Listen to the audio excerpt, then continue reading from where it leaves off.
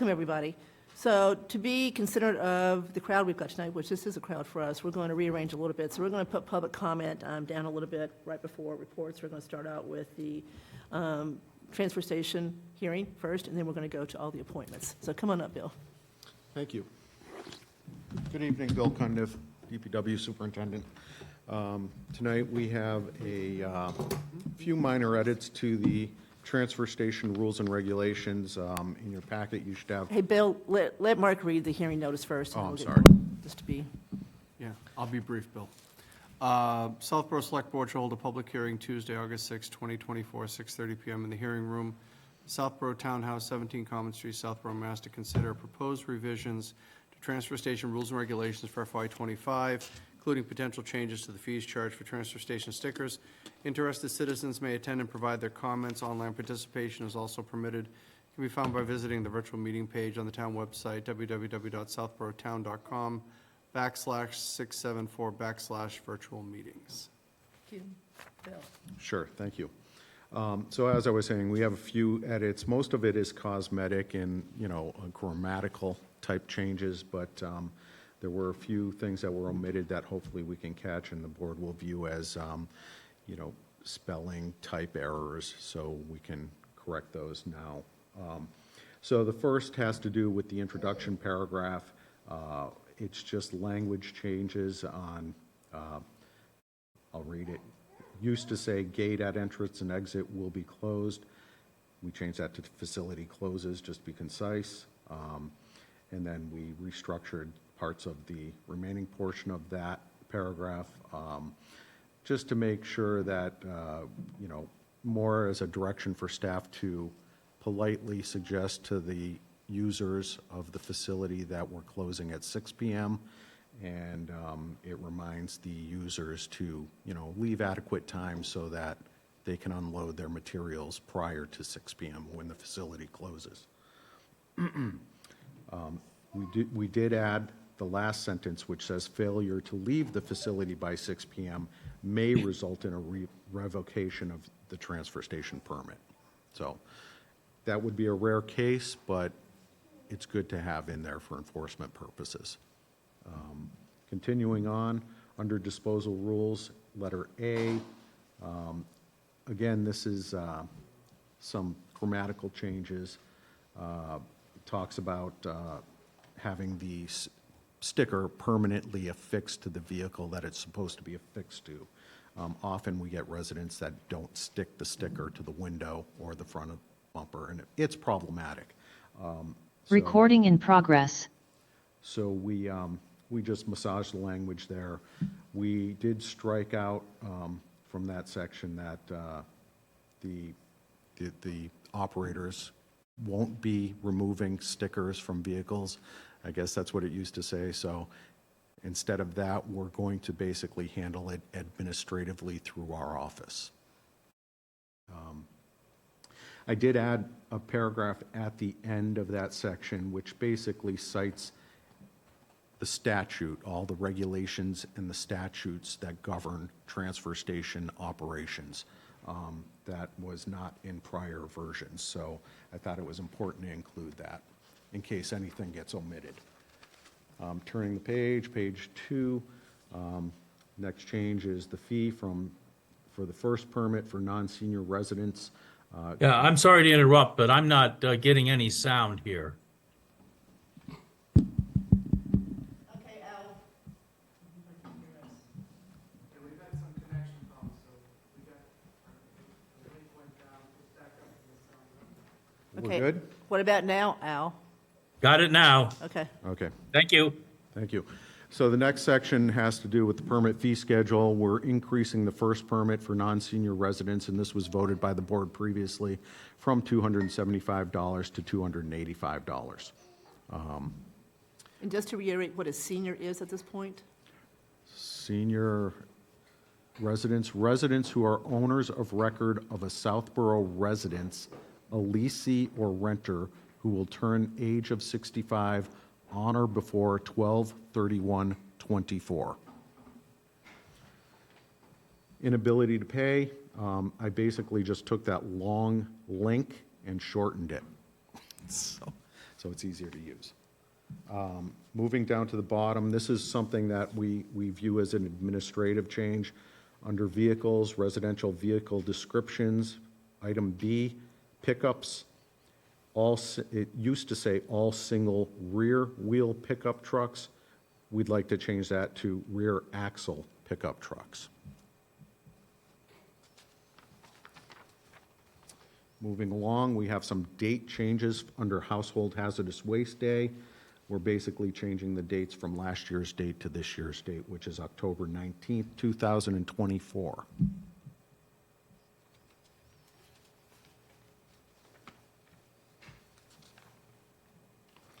And then we have a few straggling selectmen references under violations and fines. There's about 3 of them that need to be changed from selectmen to select board. And that's the extent of the changes. Not bad. Okay, before we see if there's anybody in the public that wants to comment, Marguerite, any questions? Sam? Yeah, on the violation and fines thing there, the last line in. What section? On page 3, bottom of page 3, there's an indentation problem, last set part of 36.9. Last piece of that actually should be. Sure, we'll slid fix over that. there. So Formatting. Just formatting. Yep. No other problem. Thanks. And who says we're micromanagers? Okay, and anything else, Sam? That's No, I why I get the appreciate big bucks. Anything else? You're done? Andrew? Thanks, Bill. I just want to ask you a question on the general where you inserted, I guess to emphasize, commercial refuse will not be accepted. Have you found that that's a problem? Sam and I had a conversation earlier today. I've seen instances firsthand where I suspect we have commercial users. How you go about proving that is a different matter. So I've asked the operators to start documenting some of these suspect vehicles. And in that vein, I'd like to not so much isolate an individual, but come up with patterns of behavior that we might be able to address at a subsequent meeting, but in ways we can better identify violators of this type of activity. And I have a few ideas that I haven't presented yet, but that could help us. But I want some hard evidence before right now it's speculative at best. Okay, well, I think that's a good change to have in here, and I'm fine with all of the changes that you suggest, although the change about the description of pickups in here, is that shown in red line on the? It is not, and again, I think that could be viewed as a clerical or typographic error. I Yeah. think the intent is clear as to what we're trying to mean there. Okay, thanks. Yep. So, Actually, Al, hold on a second. So, staying with what Andrew said, where are commercial people supposed to dump their whatever, their trash, their grass, whatever? Where are they supposed to do it? Private haulers? Private haulers, that's one method. Usually if there's a commercial activity, they might get a roll-off box and then a private hauler will come collect the box. Or they'll have a permit with a commercial transfer station, like Harvey, for example. Okay, all right. Okay, so that's all I've got. Al? yeah, the question of the single axle versus single wheel would clearly then allow somebody with what is commonly known as a dually to use the dump. Yeah, there's one axle, 4 wheels on that one axle, right, Al? That's correct. Yeah, there are a lot of pickup trucks that have that I think, to me, the weight limit is the thing. And I don't think you're going to get one of those pickups with more than 11,500 pounds, even though with the two wheels per side. Yeah, no, that's a pretty big truck, 11,500 pounds. Yeah. Okay. Okay, is that it, Al? Yep. All right. Any public comments on this, as far as the audience? Come on up. So, yeah, just go there and introduce yourself.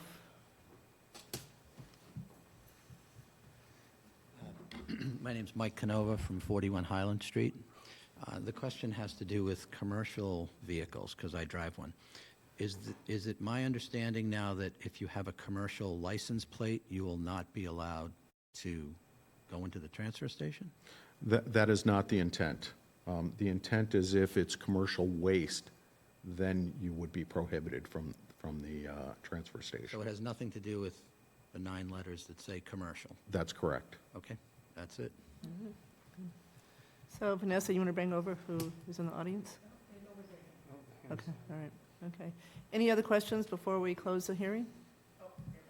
Okay, all right. Sean Rose? Sean, can you hear us? I can hear you. Do you hear me? Yes, we can, very well, so go ahead. I have one comment. Can we put in the rules about the rules for the yard waste where no bags or paper bags are allowed in there? I know we put up signs there, but it's not in the official rules.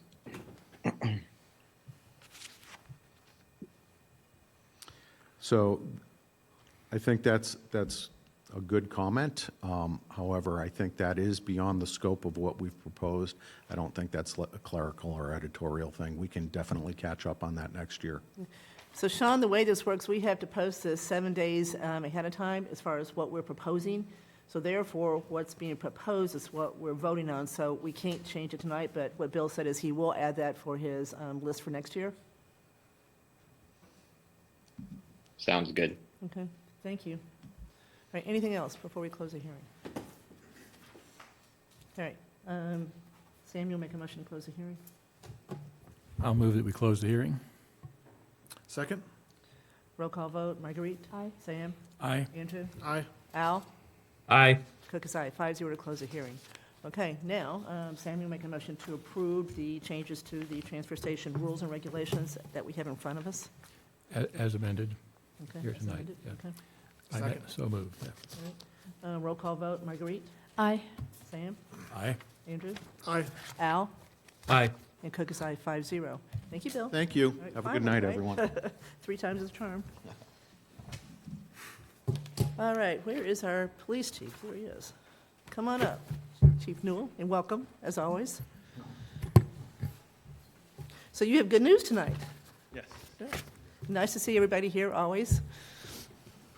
Thank you for having us here tonight. I'm here to request the appointment of Mr. Anthony Vega and Mr. Andrew Whammond to the position of full-time police officer within the Southborough Police Department.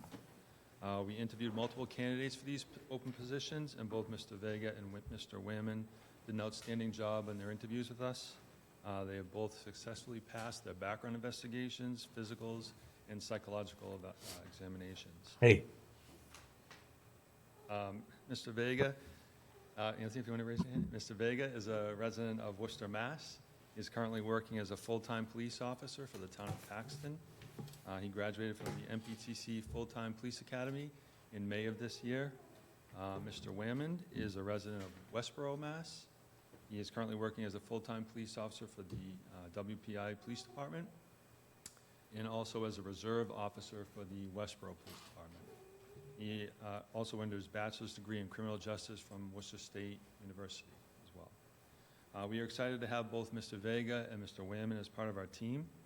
And with your expected appointment tonight, we look forward to having them begin their field training program with us by mid-August as probationary officers.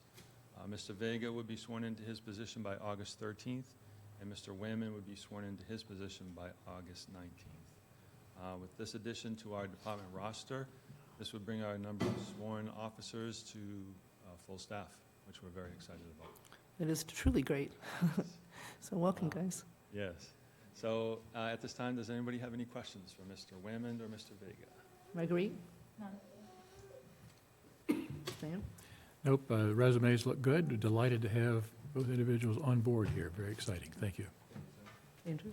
And thanks for joining us. It's a great town. You'll be joining a great department with outstanding leaders, and look forward to your success in Southborough. Al? Welcome aboard. Thank you. Same for me. So now, did Chief Newell tell you that you have to give a speech? Do you know that's part of this? Okay. Okay. Just want to make sure. Okay, so this is great. So truly welcome. We really do have a great police department. You've got a great chief. You've got a great lieutenant. You've got a beautiful building to work out of. A very nice town. So we're really glad that you're back at full force for the moment. So, okay. So anything else you want to say before we vote to appoint? I do have to request an appointment of one more, but I'll wait till after this. All right, so let's do these two, then we'll do her. Okay. All right. Sam, you want to make the motion to appoint both gentlemen? Move that we appoint Anthony Vega as a full-time police officer and Andrew Hammond as a full-time police officer. Second? Roll call vote. Marguerite? Aye. Sam? Aye. Andrew? Aye. Al? Aye. And Cook is aye, 5-0. So are your families here tonight? So you want to recognize them? Huh? Okay, so let's see where's yours?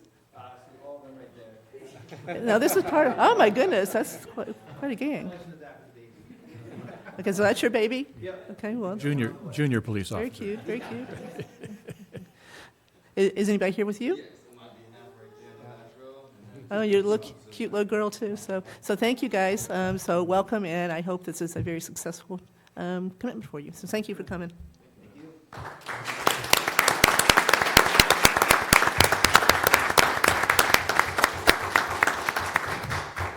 Okay, one more. Additionally, I would like to request the appointment of Ms. Marlo Taylor to the full-time dispatcher position.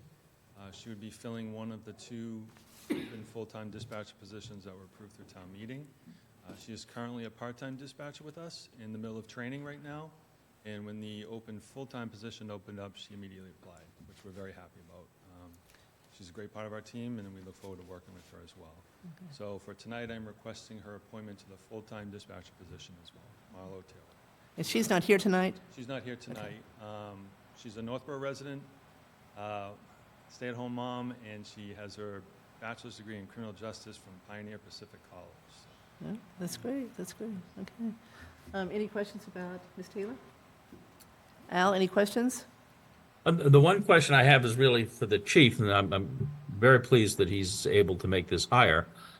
So does this mean that we now have one full-time and one part-time vacancy still in place? Yes, yes. Okay, Yep. thank you. We still have the active advertisements out right now. Okay, great, thank you. Okay, Sam, you want to make the motion to appoint Marlo Taylor? I'll move that we appoint Ms. Marlo Taylor as full-time communications officer. Second? Roll call vote. Marguerite? Aye. Sam? Aye. Andrew? Aye. Al? Aye. Cook is aye, 5-0. So congratulations, Marlo. Thank you all very much. Thank you for coming. Thank you, Ray, for coming, as always. Thank you. Going to get pictures here now? Maybe? Okay, good. Good. So congratulations, guys. Thanks.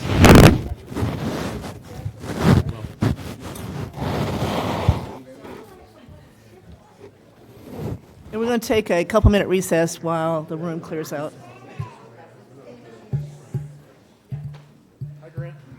Recording stopped.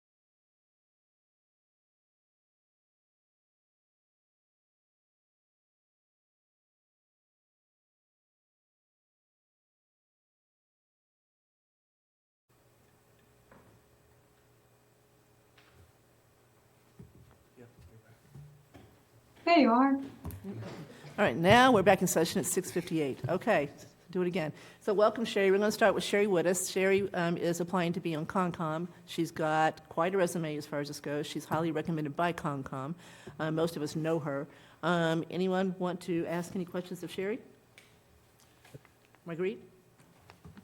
No. Sam? Very glad to have you back. Thank you. Sherry, this is Andrew Dennington. Thanks very much. I fully support your application for the Conservation Commission. Thank you. There she is. Al, anything for Sherry? Yeah, actually, I have a couple questions. First, thank you for volunteering.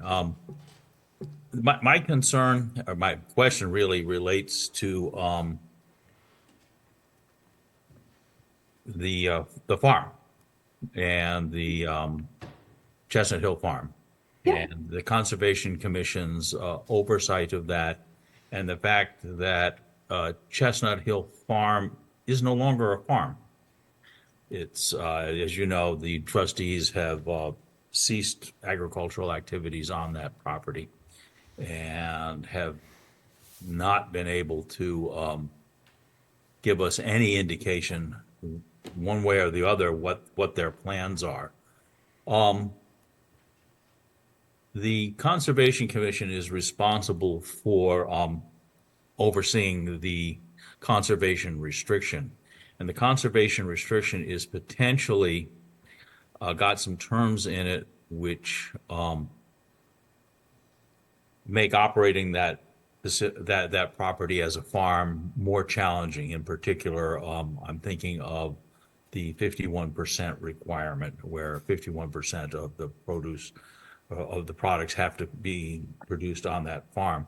I've spoken to town council who says that the Conservation Commission has a pretty broad authority to waive that requirement, and I'd like to hear your thoughts on that, and what the Conservation Commission can do to help return farming to that activity. I mean, I want to point out that there are now more farms in Framingham than there are in Southborough.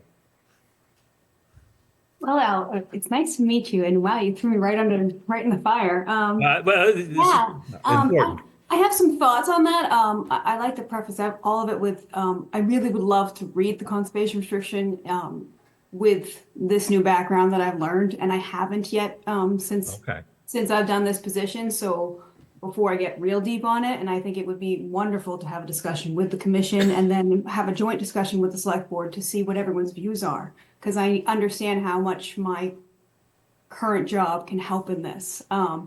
As far as if you're talking about a 51%, and from what I remember, if that is to get lower, it's technically a loss of Article 97 land, and so that would be an amendment to the conservation restriction in my eyes.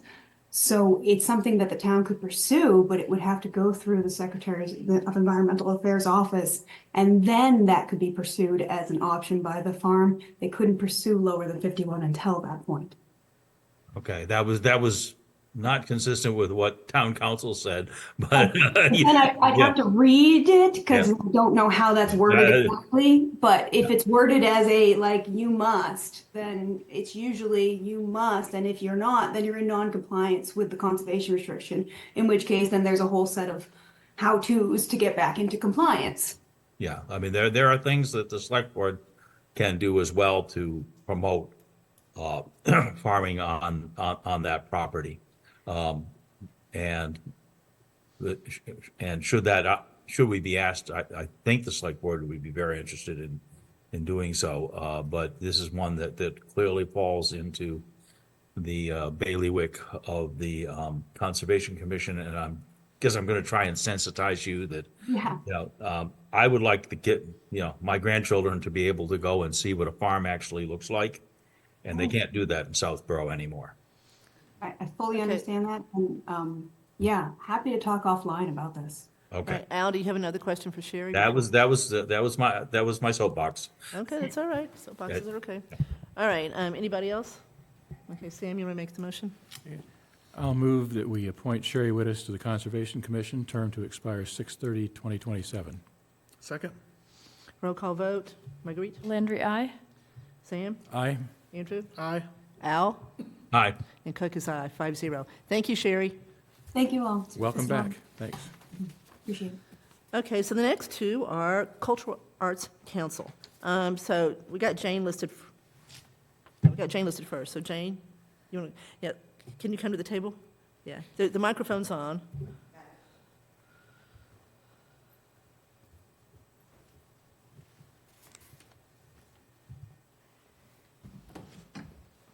So since I don't know you, does anybody else know Jane? Right, so tell us a little bit about you. Why are you interested in the Cultural Arts Council? We're glad you are, but what is it? What is it that appeals to you about this committee?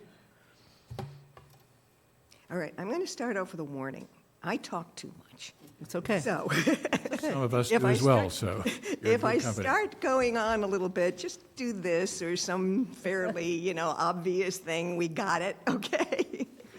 I'm new here, not originally. I came from Providence, Rhode Island, and went to RISD and disappeared for a couple of decades over in Europe doing music, art, theater, and ended up coming back here for a short time and then went off to California, where I've been for another few decades.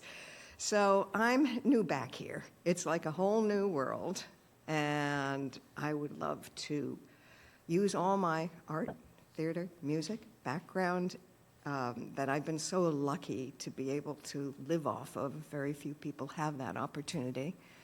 And I've taught. I actually had a company for 15 years, which was called Create Temps, and it was run half by my sister, Barbara Black. I don't know, some of you I think know who she is.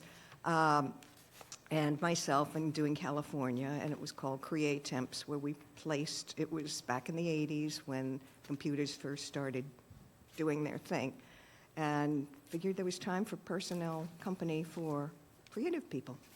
So that was rather fun, and I had been tired of being sending myself as a freelancer on a lot of jobs that there were people better qualified to do than myself, so someone should sort them out and say, this person knows how to write copy, this person does scripts and blah, blah, blah. This person is an artist. As an artist, I've shown in galleries, a lot of galleries all over the world. Again, things have changed a lot since they've gone online, and I would love to get to meet more people in the field of art. Worked with the Rhode Island Trinity Square Playhouse for a while and studied a lot about set building and theater. Love to meet more people in theater, music.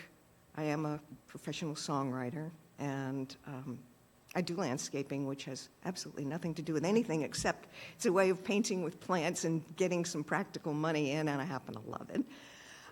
So I've spent a lifetime learning stuff, and I am at that stage of my life that I've taught in California. I taught in San Diego community colleges, taught art. Everything I can do, I would like to use and make a difference. I noticed that, Southborough is such a wonderful town, and it really is fun, and I would just love to see more arts here, more music, more theater, and you can ask for more specifics, but I'm warning you, you'll get No, them. this is good. I'm not going to say overqualified. You're clearly qualified for this, no doubt about it. So this is welcome to hear what your background is. This town's full of talent. We just don't necessarily do what we need to do to bring it all together. So this is great that it looks like a renewed interest in this group, because for a while it was lagging. So this is great that we're going to appoint 2 new members tonight. We're going to hear from Caitlin. So this is great. Marguerite, any questions? No, hi, welcome. Thank you. Sam? Thanks for applying. I'm excited about this. The things that the Arts Council has done in the past, I think have been great, just haven't been enough. And so I think this not only renews the energy level here with some new members, also I think broadens the scope of some things that have been done, because I think it's been more narrowly focused to certain types of art. So I think there's great opportunity for a wider range of arts and culture activities could be sponsored by the commission, which I think is very exciting. And for me, at least, this is one of the things that makes Southborough special, and it's a way to bring the community together in formats and structures that they wouldn't naturally interact with. So you get an exhibit or whatever, and you get people who come to look at it who have never really done that, or people who say, gee, I haven't seen you in a while, let's look at this stuff and chat together, et cetera. So it mixes up people in ways I think that are very healthy for the community. And we try to do a lot of that, but we need to do a lot more. So I think this is a great opportunity for the commission to get up to full staff and to come up with some exciting new programs. So I look forward to this. Thank you. Love it. Thank you. Andrew? I think you made an outstanding presentation of why you would be good for this, for the Cultural Arts Council, and I fully support your coming on board, and very thankful for you stepping forward and signing up. No real comments, just welcome to Southborough. So I'm not going to add much either because I'm very excited about this. I don't want to say anything that would make you have second thoughts. So, Believe me, I bet you're not going to be able to do that. but I do think you've got broad support from this group as far as what you guys need. So it's really great to see these new faces coming in. So I hope that we can help as far as what you decide you want to do going forward. So keep us posted. Would love to. Okay, so Sam, you want to make the motion to appoint Jane? I'll move that we appoint Jane Gates to the Cultural Arts Council, term to expire August 5, 2026. Second? Roll call vote. Marguerite? Landry, aye. Sam? Aye. Andrew? Aye. Al? Aye. And Cook is aye. And just to be clear, that date is right. I checked it. It's a weird date. These two appointments have weird end dates. I don't know how they got that, but it is what it is. So, okay. I do have one more thing to say. Go ahead. Just to let you know that, I really would love to do this, because today's my birthday, and I gave up my birthday dinner to be here. Oh, well, happy The only birthday. thing I'm not telling you is which birthday. 39, I'm right? 39 again, yes. You and Jack Benny. We all get that, believe me. So now, just to, since you're not used to the process, you need to go down to see the town clerk during daytime hours and get sworn in the next 30 days. Until you do that, you're not officially on the Arts Council, so if you can get down there and get sworn in, you'll be ready to go. I think I can manage that. Okay, all right. Thank you, Jane. Happy birthday. You. Happy birthday. Thanks. Okay, so Nicole?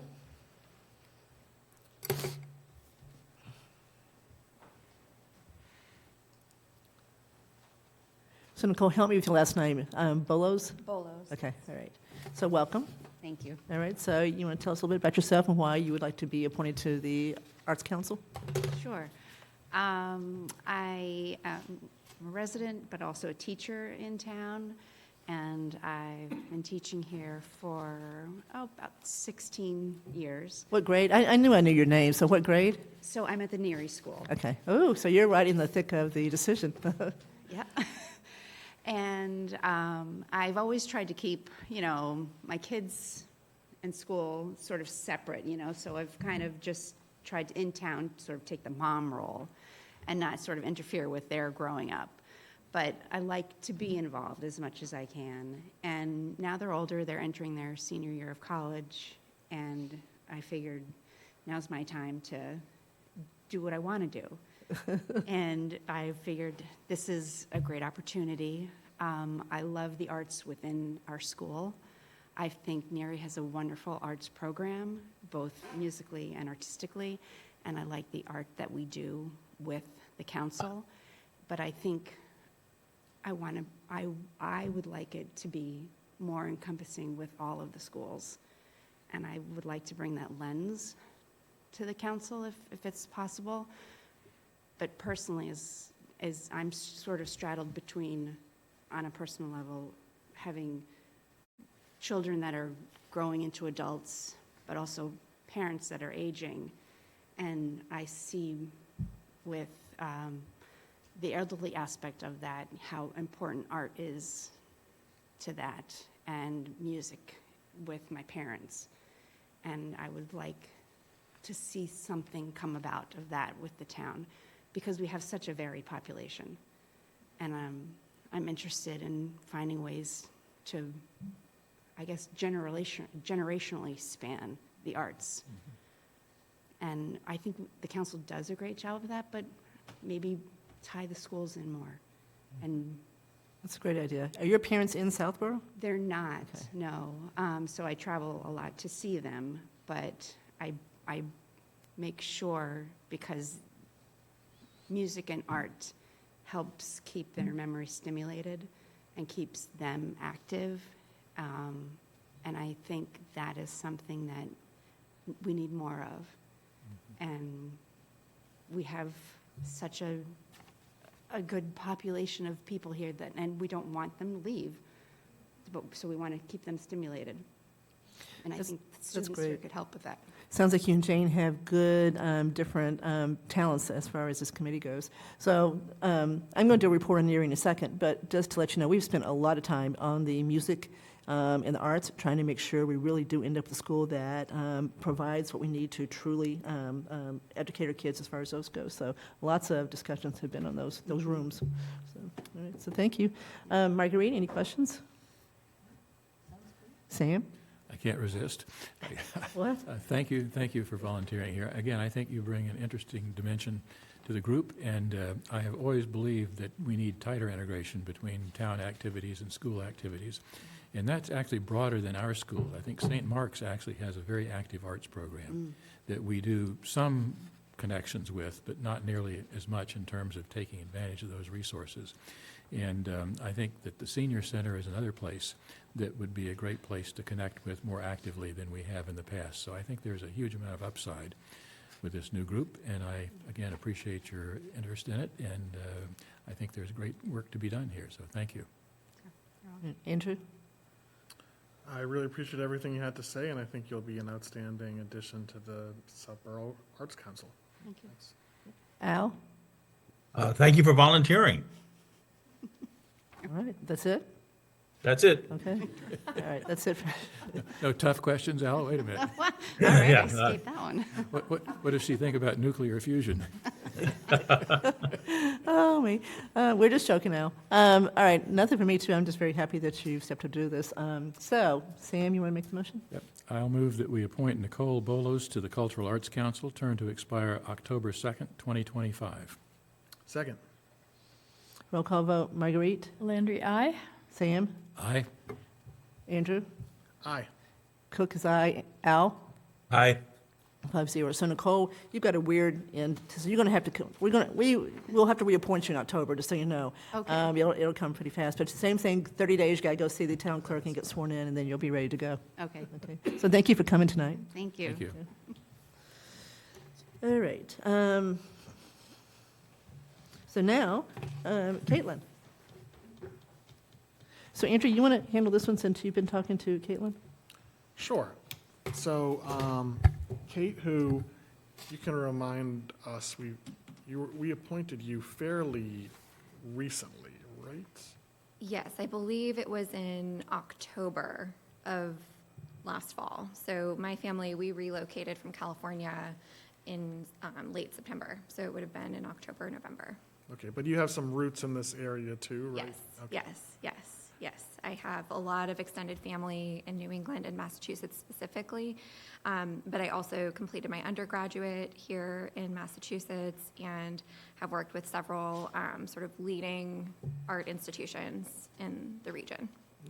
So Kate recently reached out to me and kind of to let me know that she was working on some planning for the upcoming year for the Cultural Arts Council and wanted to get some feedback from the select board on what were ways that we could support her and what ideas did we have. And I think it's best left if I just kind of turn it over to you to describe what you've done with the terms of the community survey and things like that. Sure. But I thought it would be good if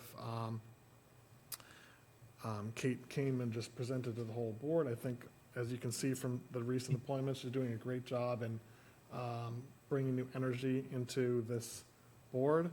And another couple of things we talked about that we could touch on as well are we have our tricentennial committee, which is working on our tricentennial celebration in 2027, and I see some potential ways that we could work together, because one of the things we've talked about is if there's some type of a public art that we could sponsor in connection with the tricentennial celebration. So with that, I'll turn it over to you. Great.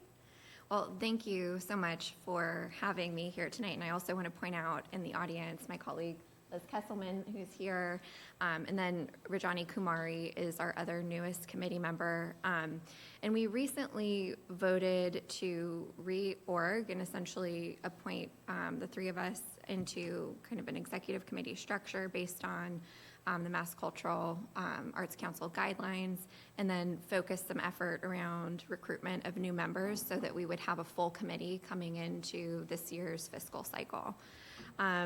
And, as we've been working and reviewing some of the historical activity of the Cultural Arts Council, it's really remarkable and impressive to see what has been accomplished over the years. And so the key questions that our committee has been looking at over the past couple of months since we restructured in June are where can we improve just administratively, getting this committee operating at full, function and in compliance and in alignment with the select board and town goals.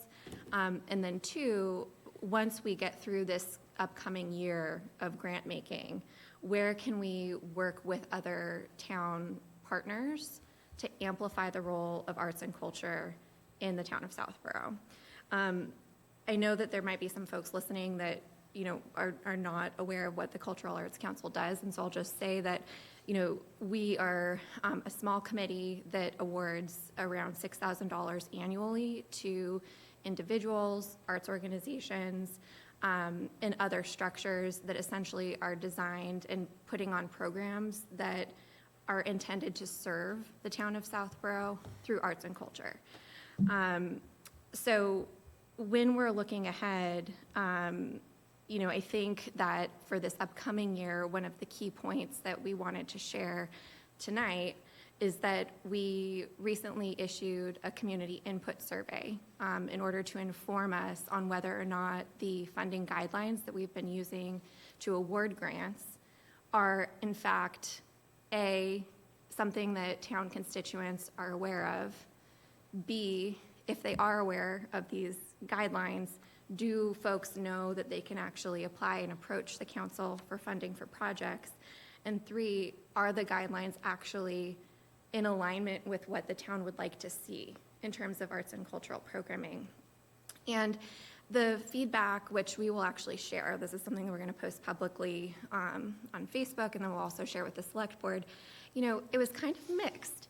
We were surprised to see that I think, the majority, it's safe to say that the majority of individuals who responded to the survey were a little surprised that the funding was actually available to them, which is not surprising when you look at the organizations, which, by the way, are all fabulous and doing really terrific work.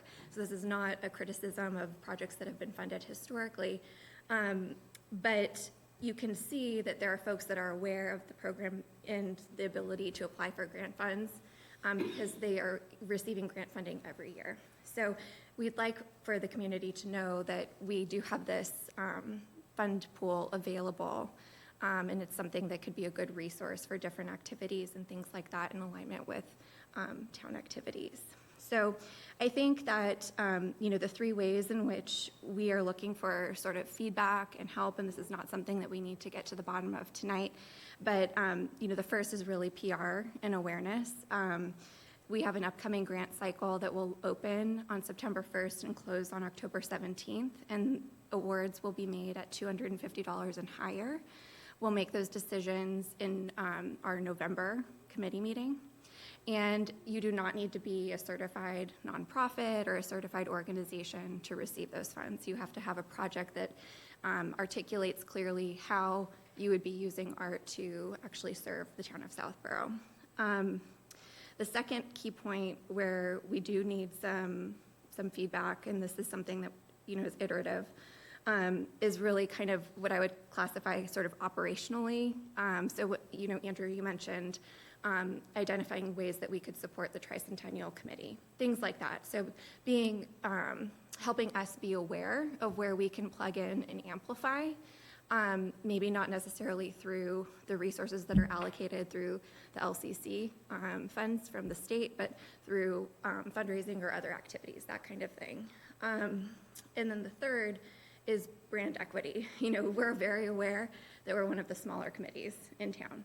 So, we know that sometimes, our priorities will not be like up here.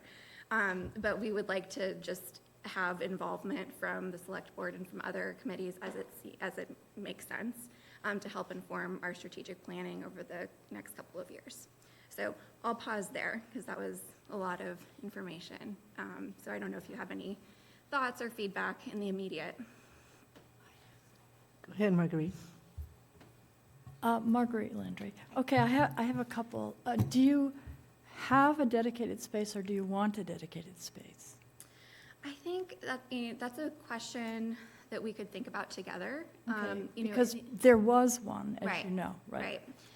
My general sense is in the immediate no. I think, at the base, it's a grant-making council. And so the initial focus will be on making sure that the grant-making that we're doing is A, serving town appropriately, B, up to contemporary standards. So just making sure that we're ensuring equity and access to the grant pool that we have. I think if the council gets to a point, after the next 8 to 12 months, once we get through that cycle, and we see that there's a high demand for arts and cultural programming or something in that vein where we would be a key sort of convener, then I think that would make sense. But we would need to have sort of what I would consider some sort of business plan for, Be a whole different you know what I mean? focus, yeah. The second question is affiliated with your grants, is there an exhibiting program going on with that? There's space at the library, there's space at the community house, there's space at the senior center. Some things come in the schools that go to the library. And I love the idea of a new exhibit. Yeah. It's wonderful. I do too. And there may be other places in town that would have walls, right? Yeah.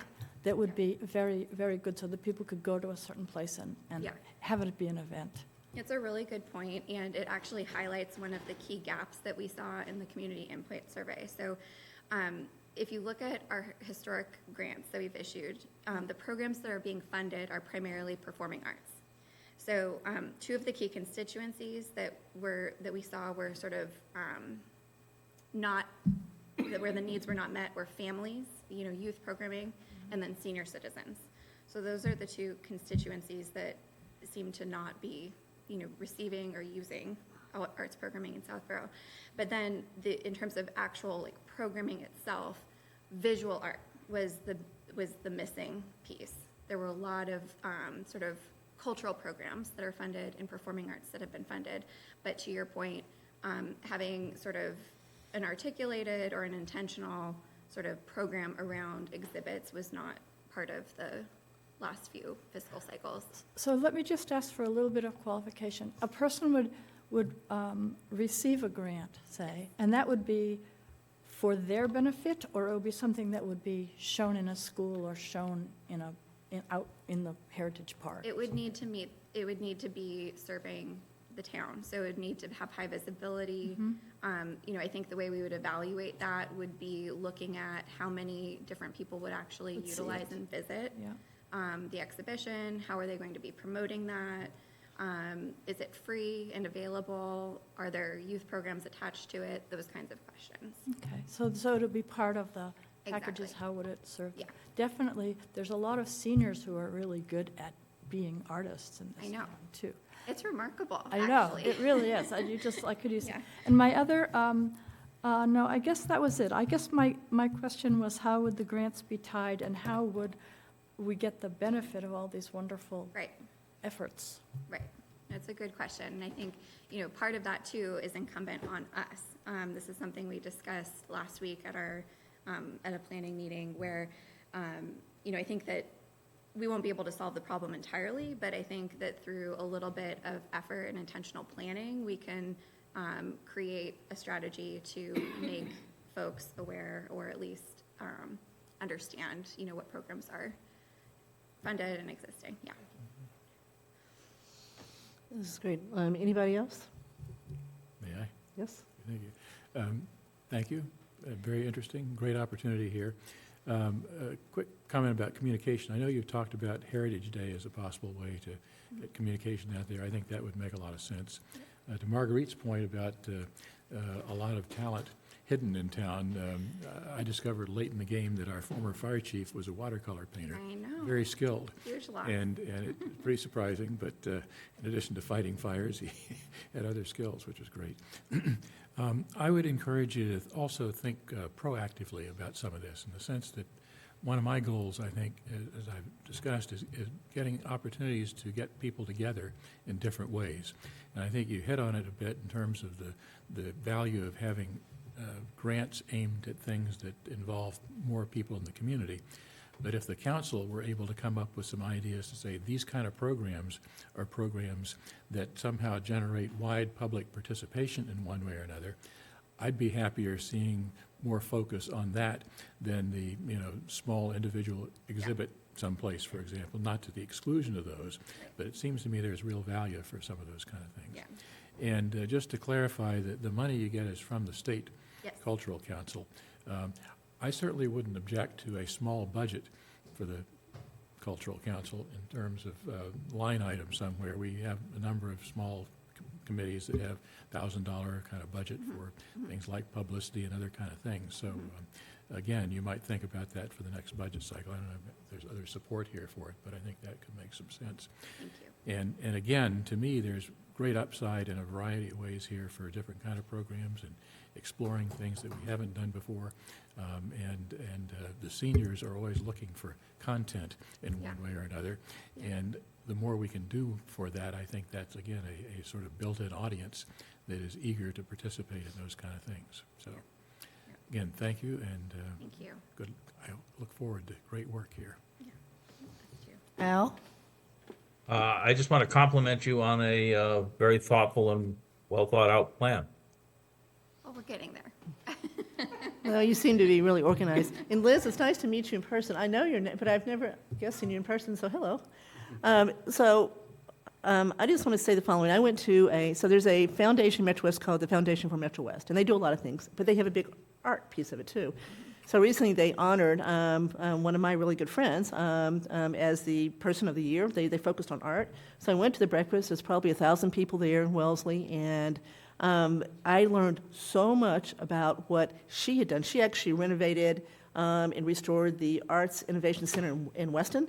And so I've got lots of ideas for you as far as stuff she did. But others got up there too. There's a woman in Medway that just does all kinds of stuff.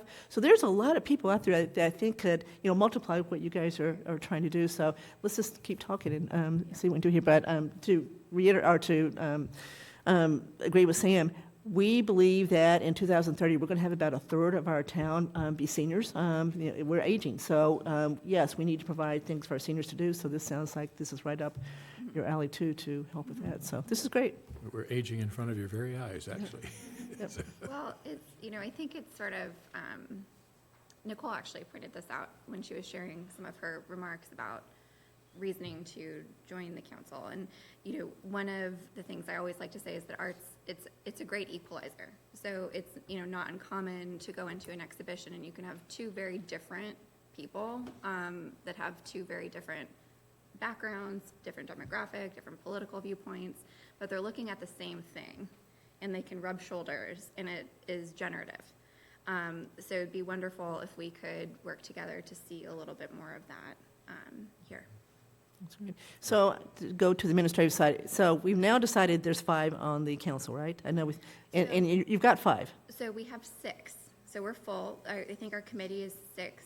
And so we've discussed if anyone terms off and doesn't want to renew, that we could actually, we would ask you to Reduce it to 5. Just to think about that. Yeah. All right, so you've got 6, and you got 6 on it, so that's great, right?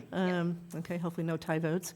All right, Great, so anytime you want to be on our agenda, just let us know, and we'd be glad to bring you back, because this is healthy stuff to hear as far as what you guys are Thank you. doing, so. Thank you, yeah, it's light.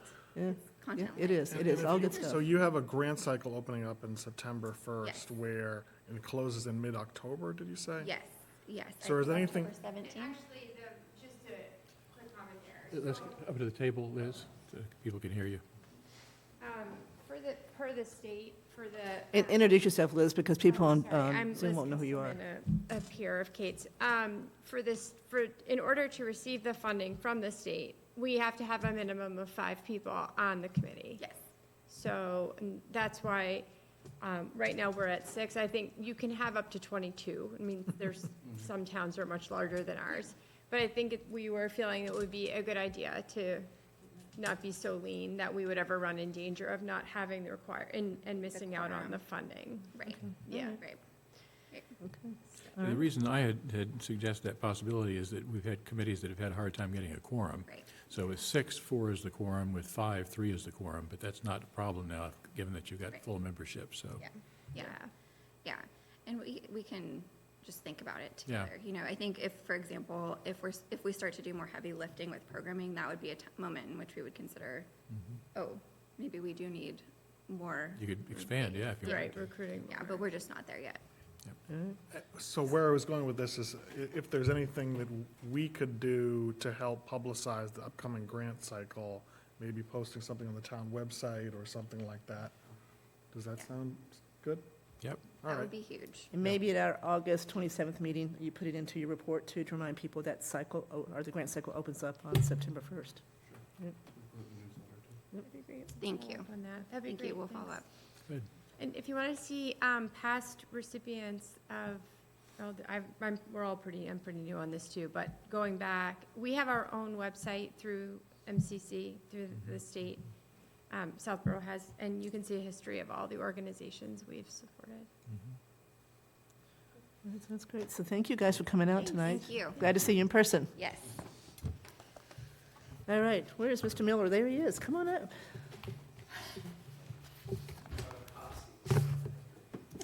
What's that?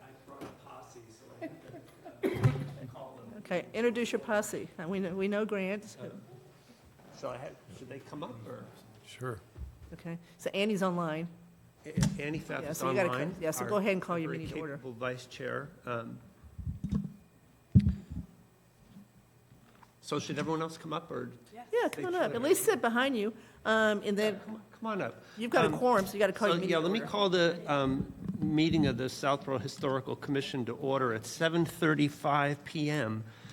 And I'll note that Chair Kevin Miller is right in front of you, and joined by our Vice Chair, Annie Pfaff, who's online, and in the room with us, Kelly O'Brien, Dan Blanchard, and Grant Farrington. And then we have 2 members who couldn't be here tonight. They had prior commitments, and that's Michelle Hokinson and Jim Bloschke. And I just, for everybody's, just to note that this committee does a lot of service on other committees, so I just want to note that Jim Bloschke serves on Tricentennial, Grant serves very energetically on CPC, Michelle Hokinson is on Pilot, and I'm officially on the 21 Highland Future Use Committee, and I'm praying that we'll get to meet someday. Yep, hope it's eternal. If we can ever get that. So are you full? Going You've got forward. 7 and you're full.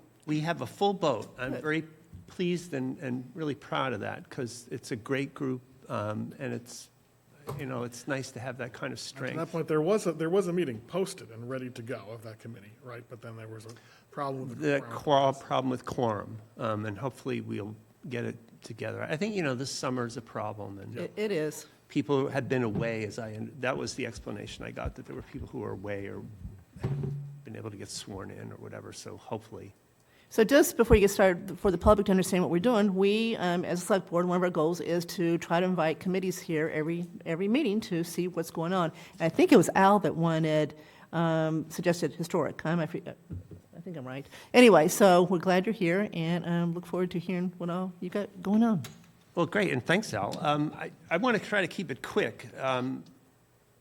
And then maybe if you have questions or things you want, just interrupt me or ask at the end. I just thought first I'd tell you what we've been up to.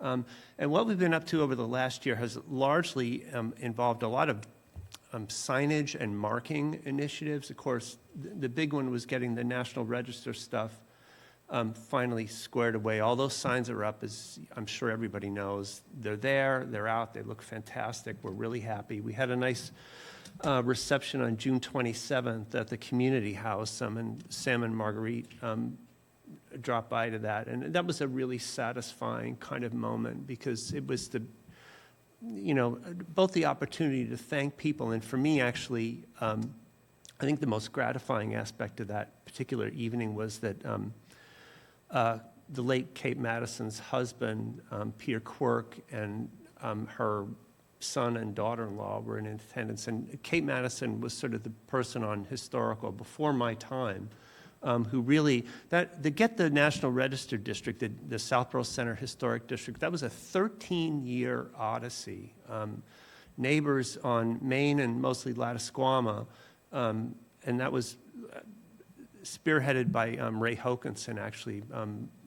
Michelle, of course, is on the commission, her husband, started collecting donations from neighbors to try to get that initiative going. And it took 13 years. And Kate Madison was really important in that with the commission and the society when, frankly, people felt kind of beaten down and the thing was sort of failing. And she pumped a lot of air back into those sails and kept going really heroically until, we finally got it done. So it was really nice to have her family there and to celebrate a little bit with her and mark that. So the signs are up, as you know. They look great. That was an ARPA allocation that we got at $26,532, and we underspent.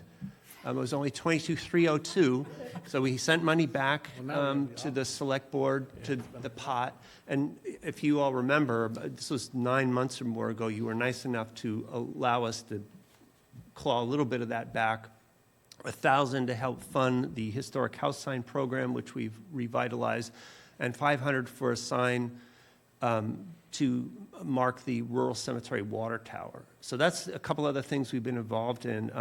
The water tower sign has been ordered, and we should have delivery by the end of September. So I'm excited about that. There was a lot of research involved in that. That's that stone rubble tower, in the rural cemetery. It's quite beautiful. And this came about because Bill Cundiff started asked some questions. It needs to be re-roofed.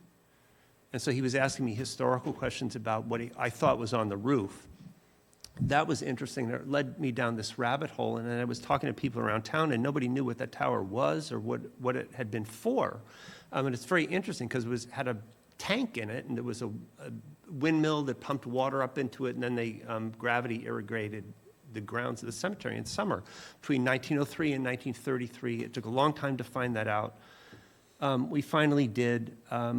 We've ordered the sign, like I said, and I was, frankly, when I asked for $500 9 or 10 months ago, I was guessing what it would cost. It cost $504.80. So I'm pretty pleased. The other thing on the sign front is the historic house sign program relaunch. And we had revised the terms of the program after a lot of discussion, update the website, do a lot of design work. Annie does our design work sort of in-house, which is really helpful, and she can knock these things out right on the spot in the middle of a meeting if we have changes. So that is really fabulous. We have a local vendor, which is Signorama down on Southville Road, so we're keeping the money in town. And what had happened was we had a hand-painted sign maker who passed away, and he actually put dozens of such programs around the state out of business because it turns out that he was doing the work for all of them. So it's very hard to get a replacement. But these new signs, which are printed, actually, they look almost identical to what we had, but they're printed on PVC, so they should be a lot more durable than what we had in the past. And we've also kept the price very manageable, so we're quite pleased about that.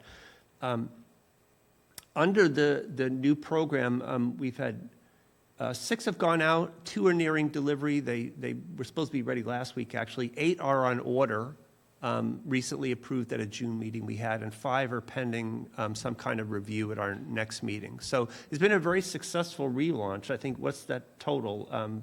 21? So I feel like the program has really taken off. Beth Malo and myself both did a nice piece sort of helping us promote. So I feel really good about that. And I think when people start seeing these new ones around town as they go up, there'll be some excitement with that. One thing that was connected to that. Can I ask, how many do we think are out there, potentially? Annie set up a great spreadsheet on this. Annie, maybe you could look it up while we're talking. Roughly, are we talking about several dozen or 500 or? Potentially, there's quite a bit, and this was actually a factor in our thinking. Annie's got that. Do you have that number? She's looking. She's looking for it. Okay, thank you. She's also muted. So do the homeowner have to come to you to request this? Yeah, they have to come to us and request it, and that information is on our webpage, on the town website. It's a fairly easy process. They let us know what they know. We go to the MACRIS. Sometimes we have to iron out a discrepancy between what the MACRIS database, which is the state historical database, has, and for instance, what Patriot Properties has, because there is often a discrepancy there. And sometimes the name of the house, most of the houses will have a historic name, but sometimes they don't. And there's one I'm trying to chase down right now for somebody in town. So there's some variables there. One thing that came into play with this is that I did a survey of some, 24 such programs throughout Massachusetts to find how other places were doing it. And at some point prior to my coming on the Historical Commission, we moved to actually giving them away. As you know, we have a very modest budget. It's only $1,000 a year. Yeah. So that, you get a big demand, that can really eat into it. But the first one, Annie and I went to present to the homeowner, somebody over on lovely Mansard on East Main. And we went to them, and they were so kind and so grateful about, and so excited, frankly, to get the sign, and so really pleased with how it looked, and so were we, frankly. They said, well, what does it cost? And we said, well, it's free. And They should have said $500. Yeah, I should have, And they said, well, You got to think faster than that, Kevin. Well, it actually sparked a conversation because, under the state statute making for the creation of historical commissions, that we have a right to actually hold funds, hold real property, hold real estate. Really? Annie talked to Carla McAuliffe, and the upshot of this all is that we've set up a donation account that allows us to hold money year over year. And we are going to, as we present these plaques now going forward, present it with and that's in the rhetoric on the website that says, listen, they're free, but we'd be happy to take your donation. And the goal is to help to make this more or less self-sustainable so that we can use the modest budget that we have for other initiatives. So that was a really nice, thing to, and thanks to Annie and Carla McAuliffe to get that set up for us. And we're ready to go. We've gotten in, mine and somebody else has donated, and hopefully as these signs go out now, we'll be able to, collect some money back. Does Annie have a number yet? Yes, I just looked up our spreadsheet. There's 55 signs that are already delivered, already in place. Again, that's the ones we've been doing, and also, prior to this revitalization. And as Kevin mentioned, a dozen or so that are, should be delivered very soon. How about the total population out there of houses that could qualify for a sign? Any rough estimate of how many of those there are? We have run that list. Let me. Just ballpark, is it that up hundreds? as Several well. hundred. It's a couple hundred, yeah. About 350, give or take. Wow. What is the year again that the house has to? 1924. Well, this is actually 85 years or older. Okay. That's the discrepancy with the demolition delay bylaw. Yeah. That's okay, so, 1924, right? no. 85. You say 85, so the 85, yeah. demolition and Okay. delayed bylaw is 24. Right. And this is 15 years, so this is 39. 1940 exactly. roughly. So Right. it's- So there's more, and actually this is, I'll just mention that, next on my list was to talk about if you want to know about what our priorities are going forward, for instance, is, we have regular sort of demolition delay activity.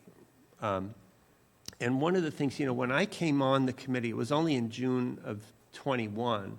That was right when there was a lot of talk about the demolition delay bylaw pursuant to one particular property and so on and so forth. That it prompted my first couple months on the commission some talks with Jay Tallerman, the town council, about there was a set of rules and regs that was sort of separate from the bylaw, and his advice, and I agreed with it, frankly, from day one, was that it was you can't have rules and regs that sort of are more onerous than the bylaw itself.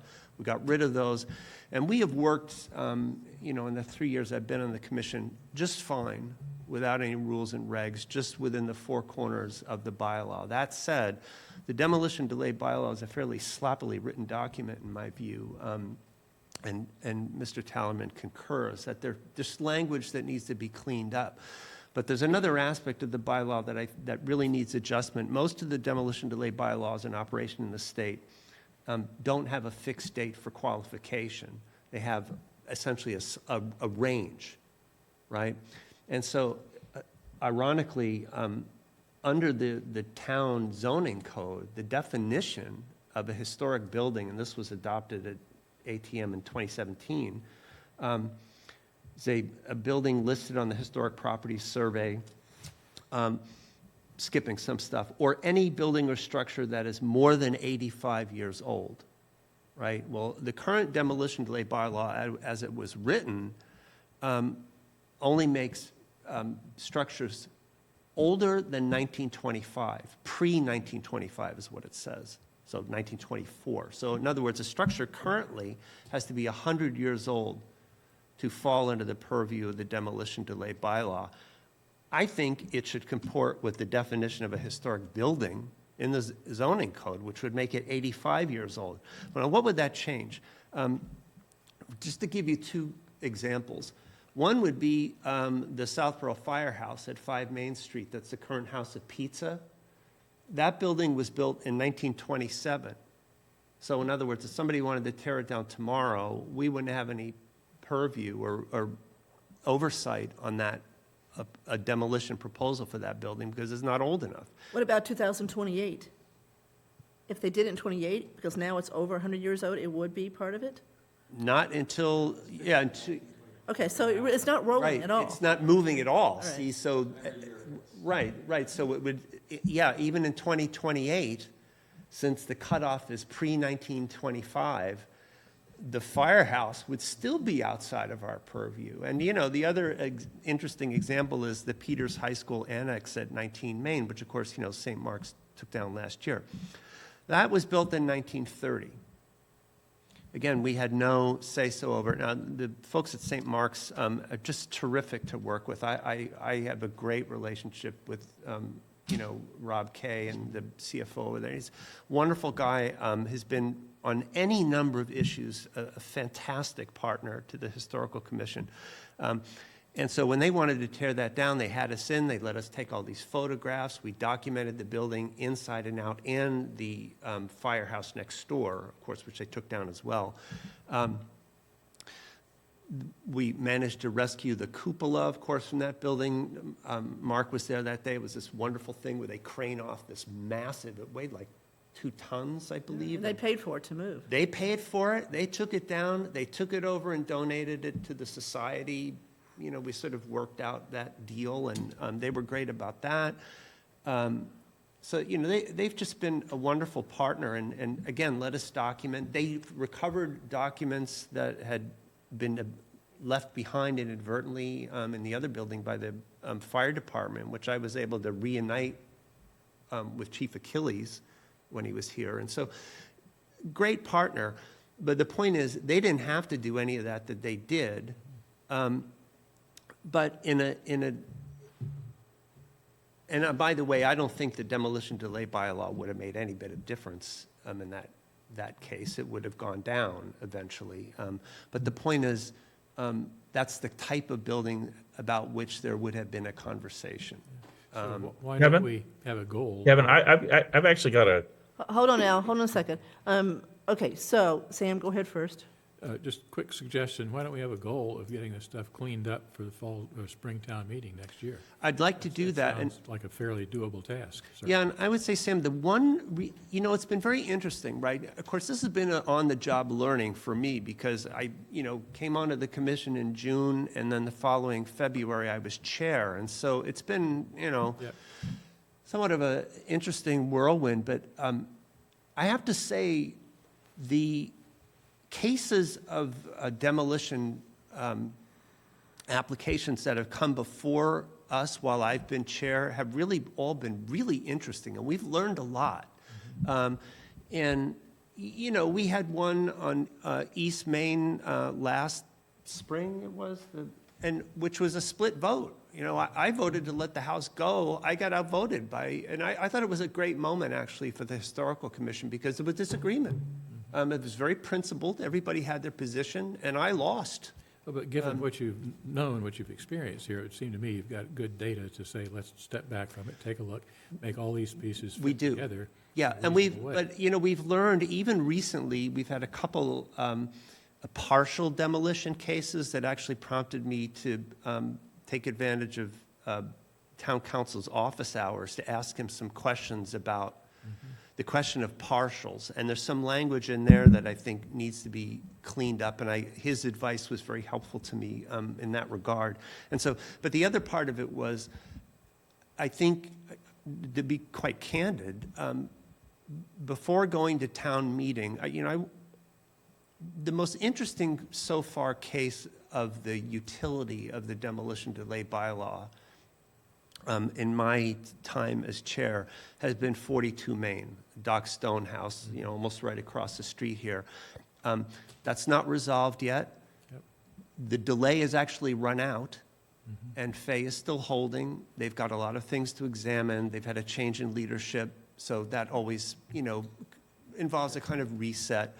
But I can tell you unequivocally, based on the year or more I spent talking, at that point it was Jim Shea, then their chair of their board of trustees, is that building would not be there today. Yep. There's no question about it, if not for the demolition delay bylaw, because what it occasioned was this very long, very productive, very cordial, interesting conversation. They commissioned a really expensive study, I think it was about 40 grand, to look into that building really in a granular way. But they wouldn't have done that without you. They would pushing not on have Jim done Shea. that. No, and Jim said that very He told me that too. Yeah, he said, listen, I don't want to talk for him, but what he basically said was, we muffed the play initially, and I said, don't feel bad, because that's what this bylaw is all about. And he was so cool about it, really. And they, again, all respect to Fay, and I think they know, but basically the upshot of that whole experience with them is that they know the gem they have, and they realize that, oh, wow, this is actually really important. And they've hired architects. They've hired a really top-notch architect who's done a lot of work in that building. And they know what they have, and they're just right now, I still think, trying to put the fine touches and the money, because it's going to cost, on how to do it and do it right. I'm sorry I'm talking. My point was So, simply, hold on a second. So Mark and I met with Fay School a month ago or so. Yeah. This was on our agenda to talk about. So the current status is, it's just on hold for about 2 years, is what they think. They're doing they're doing a study of how to use the facilities, et cetera, and that's part of it. So they're not going to make any decision until that study is done and they really understand the facilities and how to use them. So it's going to be a while before they truly decide what to do with it, but it's not coming down. Well, that's it. They painted it, and they know what they've got, which is the point. Yeah, but thank Jim Shea. So 5 more minutes. So I'm not sure what else you want to do, but I just want to make sure you get all your points in the chance to hear. Al had a question. Actually, while we're on the demolition delay, that was actually one of the questions. First off, I want to compliment the commission. I think you guys do a very good job and very impressive. Right now, I'm not able to point to a building that has actually been saved by the demolition delay bylaw. And, We just said 42 Main Street. well, we don't know whether that's been saved or not.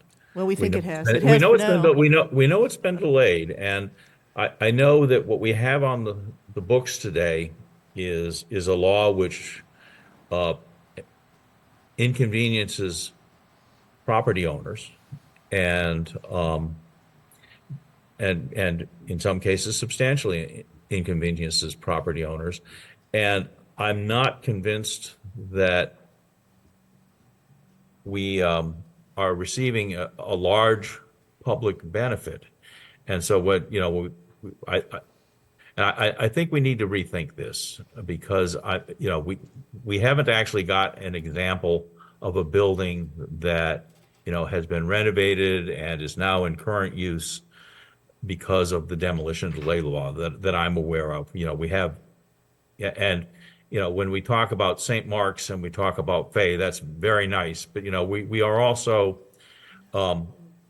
inconveniencing people, and I'm thinking now about, for example, 5 Courteville, where, a family was trying to settle an estate and was forced to wait a significant period of time, and that significant period of time had a cost, and in the end, to no effect. I mean, I wish we had saved that building, and I appreciate you bringing it to my attention, but I'm not sure we have a law that creates a lot of process. I'm not sure we have a law that creates results.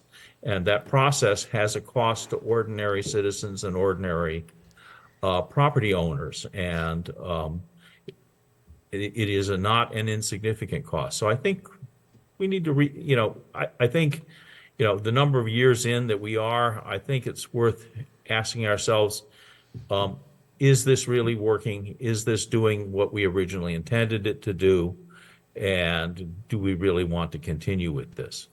Okay, so That's the tough question I we have. didn't ask you here to debate the DDR. So Kevin, what else do you want to tell us tonight? And then the Oh, I select board would can. love to debate that, but, because I have. I'm sure you would, I have and we'll some be here interesting till. answers to it, but I will go on. I will say, the other things we're looking at is,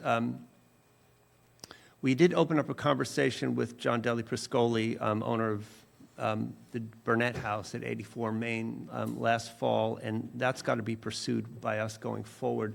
What we are concerned about is citizens of Southborough getting continuing value for their $1 million investment. And one of the primary provisions in the preservation restriction that concerns us is the maintenance of the viewscape.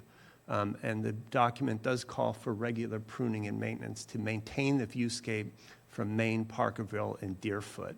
And so that's going to involve, an ongoing review and conversation with Mr. Deli Priscoli to make sure that the taxpayers get a return on their dollar. And that's the form that we expect to get it. And so that's a conversation that has to go forward. We are also concerned, and this is something, we're due for a strategy meeting, but going forward, I have a real concern about, it's natural to someone who chairs a historic commission, about record keeping, which historically actually has been quite bad among the historical commission. And we have documents that are now still at the Flag School, which is sort of under the superintendence of the Historical Society, which of course is a separate affair from us. There's the question of artifacts that we take in that go straight, we don't have any place to hold anything. We have a legal right to hold items, but we have no place to put them. And so I'd be interested in some kind of a place. There was a conversation when Caitlin was up here from the Cultural Arts Council about that she wanted space. And one thing that I might suggest, this is a conversation for another time, but perhaps some sort of co-working, co-display space for boards and commissions where they can sort of share their work with each other and maybe even meet or use a file cabinet. Too much is at my house right now. When we had the little reception, for instance, at the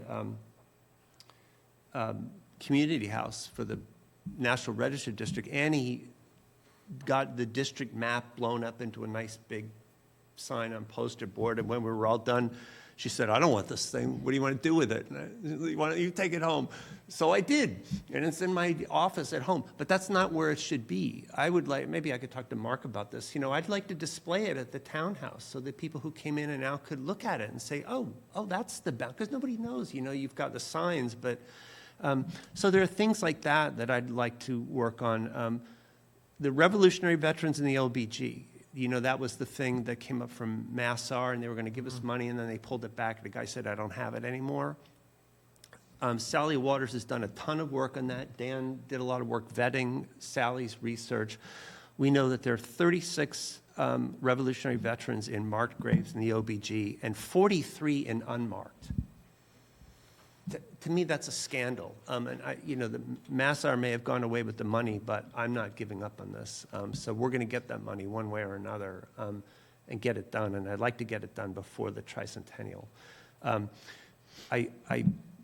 In the spirit of cooperation among boards, I got some outreach from a fellow in Northborough. Northborough's appointed a 250th anniversary of the American Revolution Committee.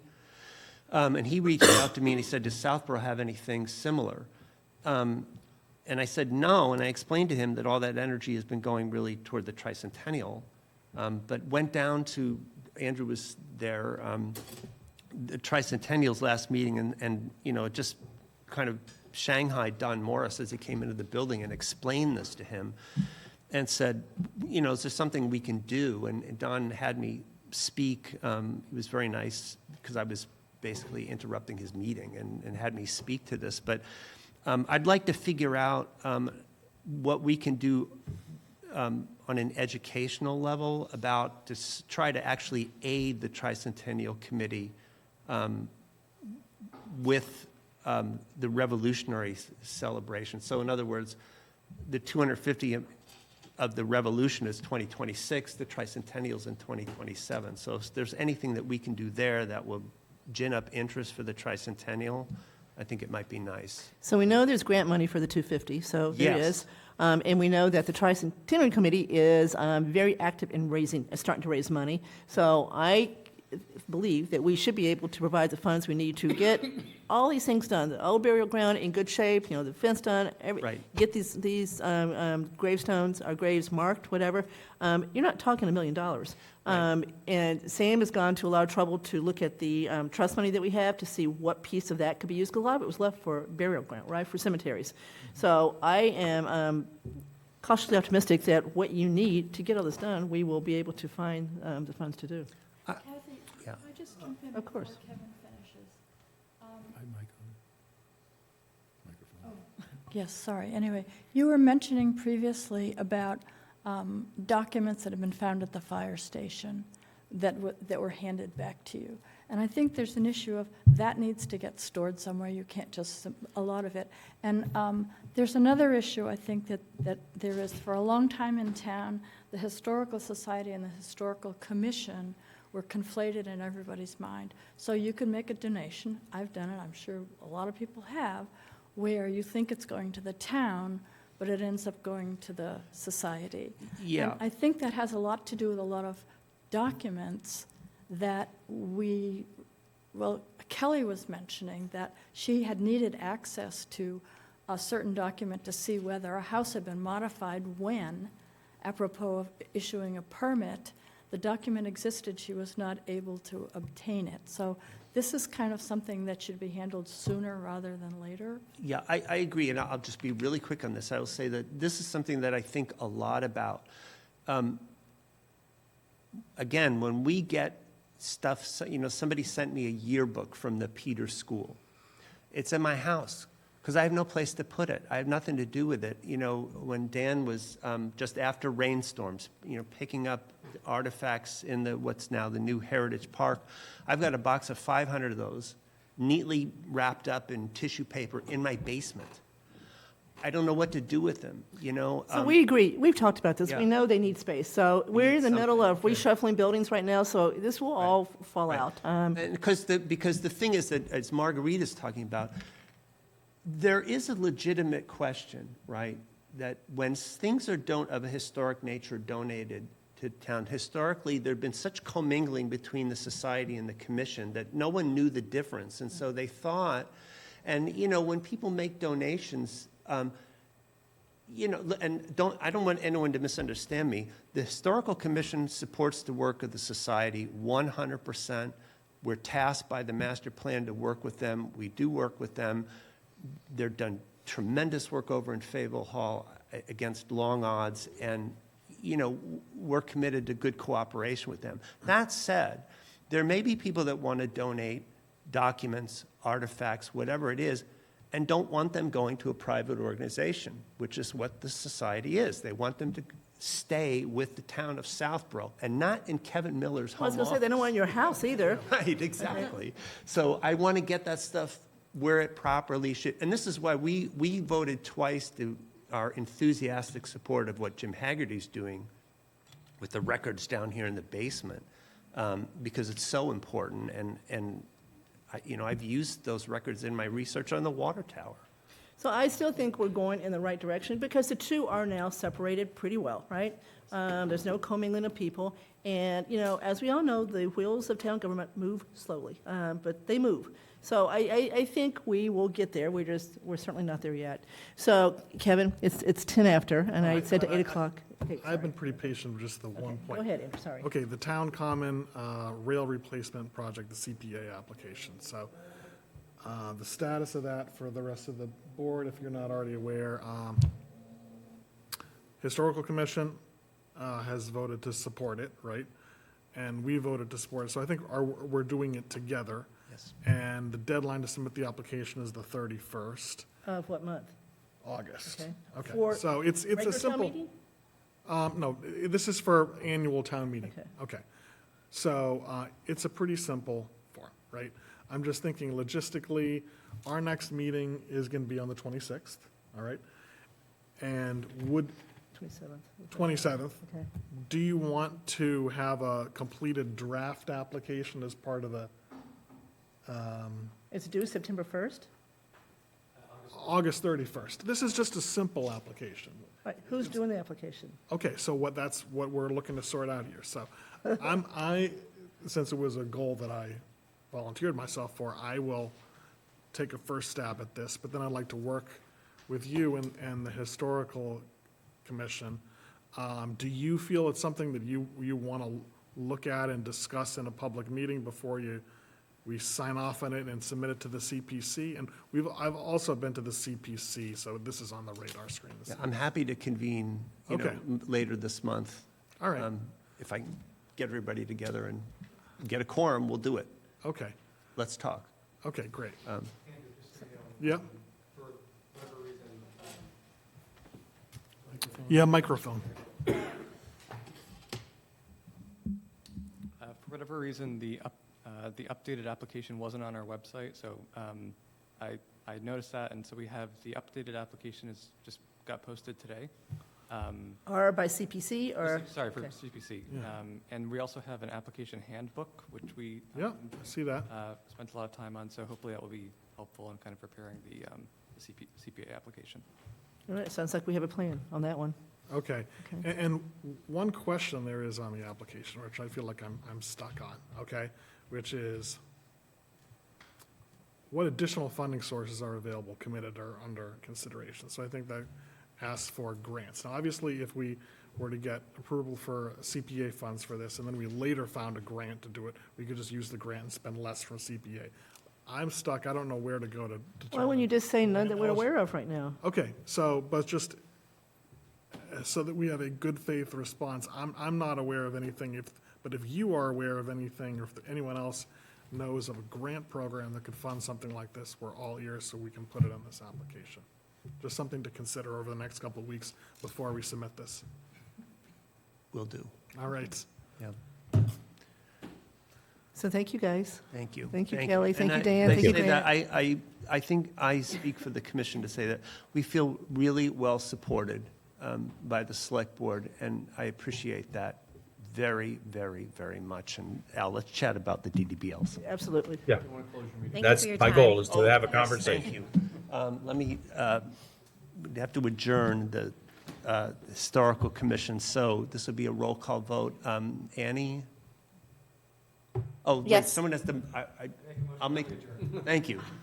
Second it, Kelly. I second it. All right, there's the roll call vote, thank you. I'm chair. Annie? Yes. Kelly? Yes. Grant? Dan? Yes. Miller's aye, 5-0. See ya. Thank you, guys. Thank you. Okay, so I am going to rearrange the agenda again because we have guests here tonight. I don't want them to have to wait too much longer. I told him it'd be 8. Dave, are you ready? Yes, we're ready. Okay, so we're going to hear from Dave Ferris about his plans for 352 Turnpike Road. Great. So remember, you got to introduce yourself, both of you. Good evening. My name is David Ferris, and I'm accompanied with George Bannon of our real estate company, Ferris Development. And I would just start the meeting by thanking the Select Board for the continuous support and time and effort all of the committee has put into the prior projects that we're still working through.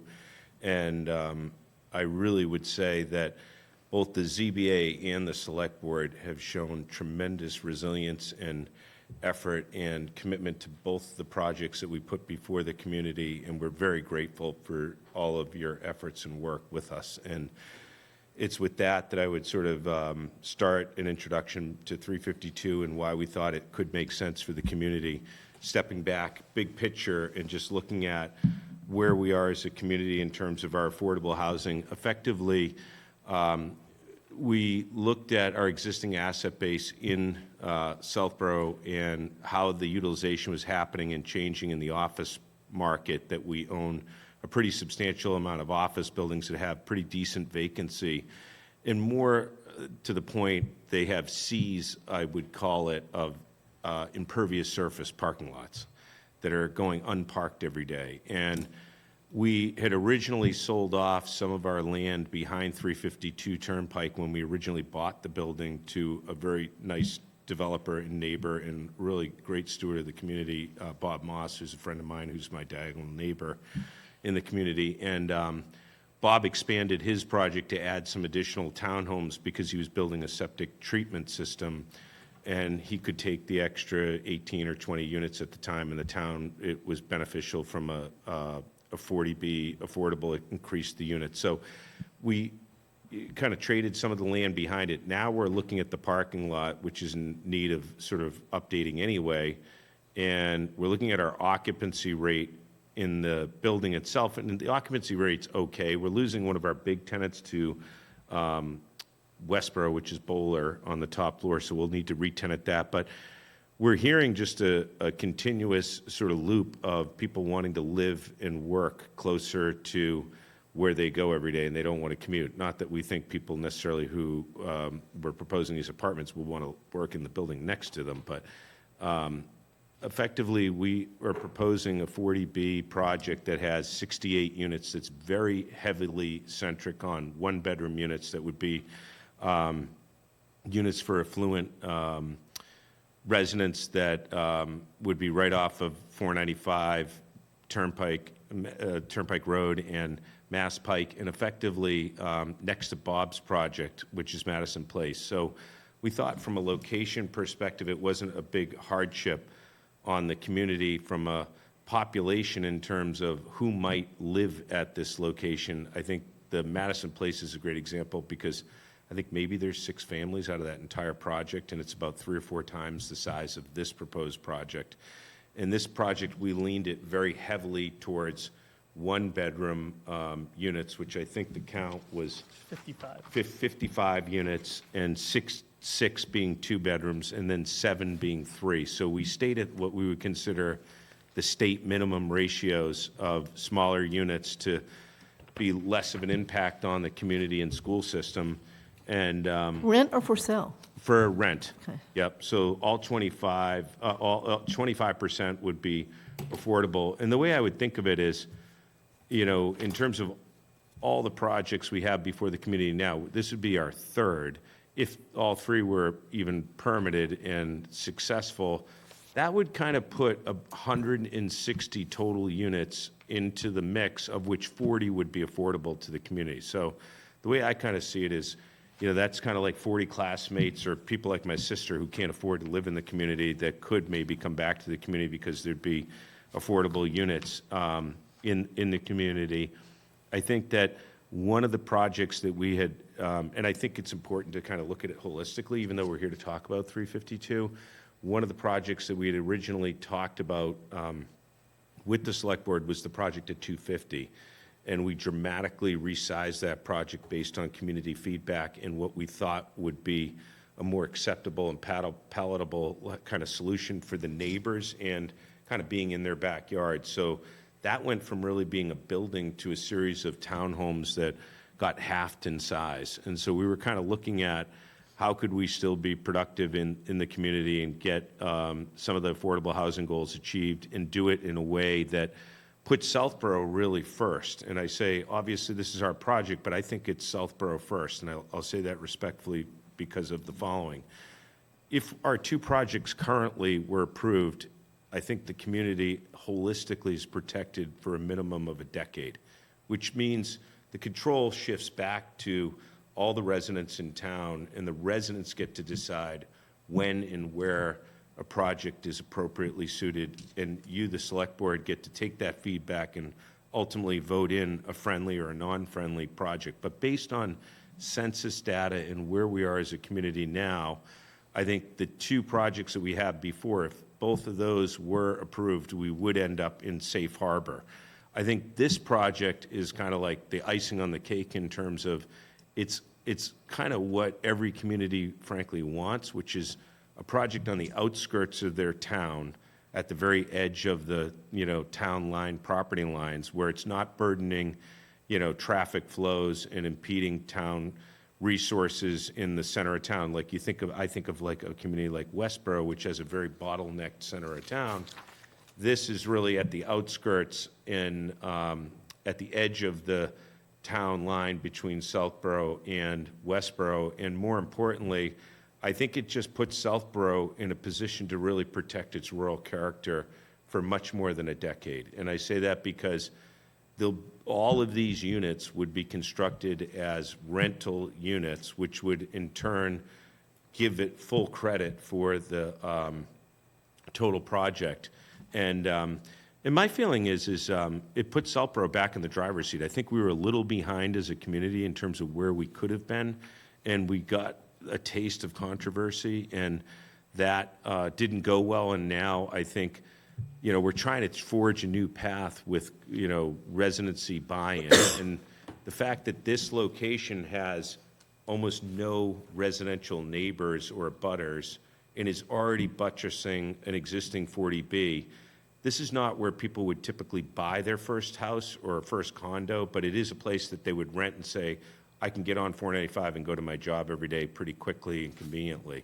And so that was really the thinking behind the project. And from a sizing perspective, if you drive over to 352 now, what you would see is there's just acres of extra parking. So we live in a world now that I would call post-COVID parking ratios, which are kind of 3 to 4 to 1, 3 to 4 parking spaces for every 1,000 square feet of building. And when you look at how over-parked this building is, there's grass growing out of sections of the existing parking that's there, in large part because the satellite lots never got used, even at full leasing before COVID. Now, after COVID, with people kind of working 3 to 4 days a week, it's really overparked. So what we really did was came up with a solution. We were carving off some of the parking and then taking some of the existing parking and under it putting a septic system that would single off a lot that would give you enough septic to do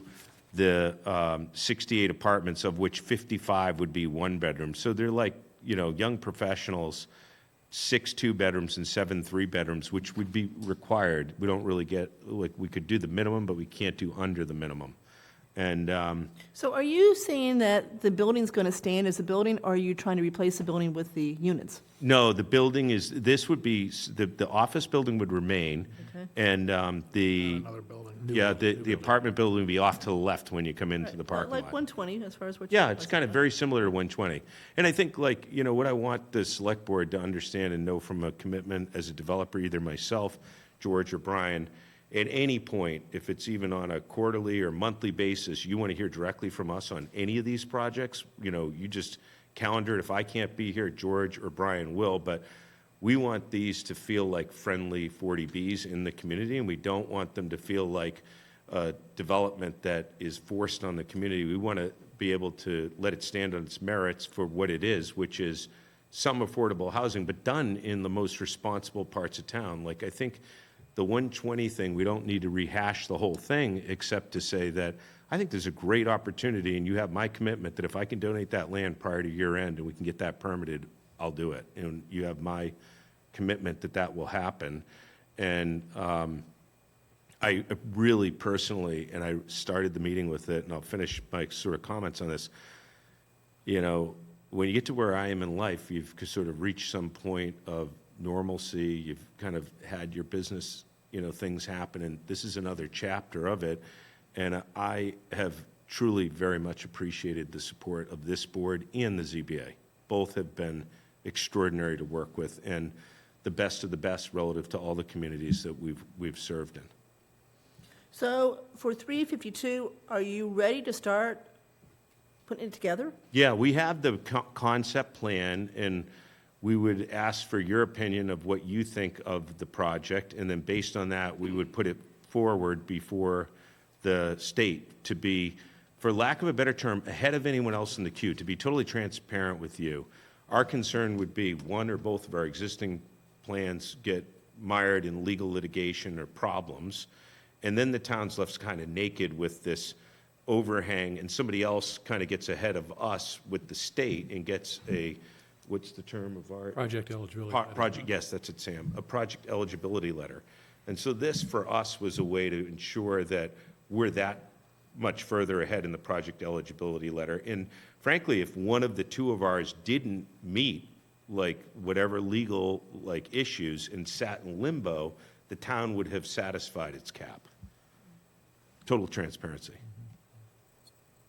Andrew? Well, I feel good that, you know, you go back the same time last year where we still haven't met the 10%. You know, Right. nothing has actually been built in the last 10 years, but I think a lot of progress has been made, and there's now, and with this one, 3 active applications. So I think you consider that this is going to happen, that Something's going to sufficient happen. number of these will get permitted and built, that we will, hopefully in the near term, And you know, and I know finally you get guys over know the it. 10%. You don't get shut out if you're in the queue.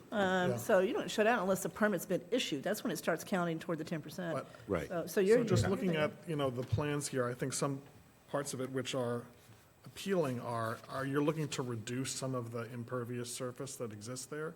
Right, we're looking to use the, Building on it, yeah. a lot of the parking lot area, yeah. And then in one of the plans, this wouldn't be anything that would go to mass housing, but there's a proposed 6,000 square foot building for a restaurant and retail. Retail, yeah, at the front, yes. So that's something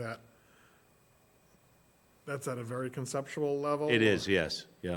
And that's not part of the 40B per se, but it's trying to be open as to what direction we would see. I think, like, So there's some elements of mixed use in there, not all in one building, but you've got office, residential, and Restaurant. retail. Yeah, Right. which we could use more of in town. We definitely could. yeah, I mean, I think, I tried to get admitted to the Southborough Community Group. I've been rejected 3 times, so I'm on day 5 requesting the same reason, but for something unrelated to development, which is ironic, related to the school system. In any event, if anybody has a good contact with one of the special ed teachers at Neary, I would appreciate it. I already met with the superintendent last fall, but that's a separate matter we can talk about offline. But anyway, Neary School was very, very good to me, and Marcia Bachman spent a lot of after-hours time with me on my dyslexia. Yeah. I spent some time looking at the plans and going by the site, and I agree with your assessment. I think the impact on the schools is going to be pretty modest. The last time I looked at Madison Place, which was some time ago, the impact on that entire development on our school systems was very modest. There's I think 20, it was there's on the 20 order- kids in school system right now for that. Yeah, the number of 17 sticks in my mind. So it's, I don't think there's a particular concern about developments like this putting undue pressure on our schools and school budgets. So I would encourage you to move expeditiously, and I think the select board ought to support this wholeheartedly, and if a letter needs to be drafted, I'd be happy to draft another one. Thank you, Al. No, thank you. I'm now remembering a point which I wanted to mention. Go ahead. The balloon test. Right. What is the status? I saw an email about a date for the balloon test. Yes. Thursday. Okay, so. George is an expert on helium now. Okay. For 120. So this is, The engineer this on is site. significant because it looks like you're proposing, it's a 6-story. Yeah, And 120, the proposed is the same, right? No, so that's an important thing. Okay. I really want to make, and that's why I think like check-ins, and I don't want to, but you guys have a. Moving and changing so fast, it's Yeah. sometimes helpful to have. You have a very full schedule, but I want to make this commitment to the extent you ever want more detail rather than less. There's a lot of other things we could talk about as well, but I'm staying on point in message tonight. But the point is the fluidness of compromise with all of these projects changes to the week. And I think we were sort of surprised when we surprised them at the last meeting, when the meeting before it was 6 stories is never going to work. The fire trucks, we heard the feedback, and we went back to the engineers and literally threw away the entire engineering plan and went to a different footprint with a 5-story building, and it was sort of like crickets. Like, anyway, so that's what we're floating. It's 5. 5 at 120 now. Okay, I'm Yeah. just mentioning that because that can give you a kind of rough sense. Of what this could be. Yes. Yeah. Topography is a little bit different Yeah. there. Okay. And Dave, is the look of the building at 120 going to change? I'd leave that to George. It did a little bit. The look, you mean, I don't know if we produced architecturals yet. Are you referring to the exterior of the building? No, because sometimes people say it'll be a block, and other people say, no, it will look like townhouses. Oh, no. Oh, So yes. So, yeah, that's a very good question. So Hey, guys, we should be careful here. 120 is not on the agenda tonight, it's 352, so we should probably not go too much further with 120. Yeah. I think this is inspired, and Yep. Oh, thank you very much, Margaret. Thank you. We can bring it back for 120. Sam? I'm not sure I'm inspired yet, but interesting. Yeah. And as everybody is well aware, the Select Board is not in the permitting pipeline here. Right. In fact, my impression, having lived through a number of these, is that Mass Housing doesn't really care what the Select Board thinks particularly, but I appreciate your being here and talking with us about it. Yeah. I think the location is pretty interesting, and I think my interest has always been to find a way to get to the 10% threshold. Right. So this gives us at least any 2 of these that would be in the pipeline now would actually do that. Correct. For the near term, which is, I think, a better place to be in. So, and as you suggest, I think this has a number of interesting attributes to it in terms of location. So I'd certainly support moving ahead with this. Thanks, Sam. I really would, because we're on record, say to the community of Southborough, because I grew up here, and I have a lot of neighbors that hear affordable housing, and they don't fully understand that these projects, when put in responsible areas, actually protect the residents, because it really puts the decision-making back at the ZBA, the Select Board, the Planning Board level, for future developments in the community where they might not be favorable. So if you can put good housing in the right locations in town on parking lot areas that aren't burdening in, like, kind of in the backyards of a lot of other people in town, and you get over that 10% cap, it really kind of isolates and gives control back to the residents. Yep. And, that's really the message I just want to keep hammering home to people who talk to us about these affordable projects. And I think the other part that we need to always remind people of is we live in a very affluent community. And so affordable housing in a community like this is really a lot of very hardworking people. This is not Section 8 housing where we're giving out vouchers. These are discounted apartments for working people to be able to rent that are the exact same quality as the apartment next door to them. And so these are people with significant incomes and who have, real jobs. Andrew? I don't have anything further. Yep. All right, so, thank you guys for coming. Thank you very much. Okay, all right. So then the next step is you're gonna, Apply to the state for project eligibility. okay, yep. And then file with the ZBA for comprehensive permit. They have to get a project eligibility letter first. George got a quote of Brian got a quote of $2,100 to float the balloons. And I said, Brian, if you spend $2,100 on a balloon, we have a problem. So George became the balloon expert. So George Are is. you gonna hold the balloon? or- Go to Price Chopper, they sell helium balloons. Right. So. Believe it or not, you can buy a lot of helium to fill a weather balloon. They came into my house. I'm just letting you know. Oh, all right, thank you, guys. Thank you. Thank you, guys. Really appreciate it. Thanks. Have a nice evening. We will. Nice to meet you in person, George. You as well. I've heard a lot about you.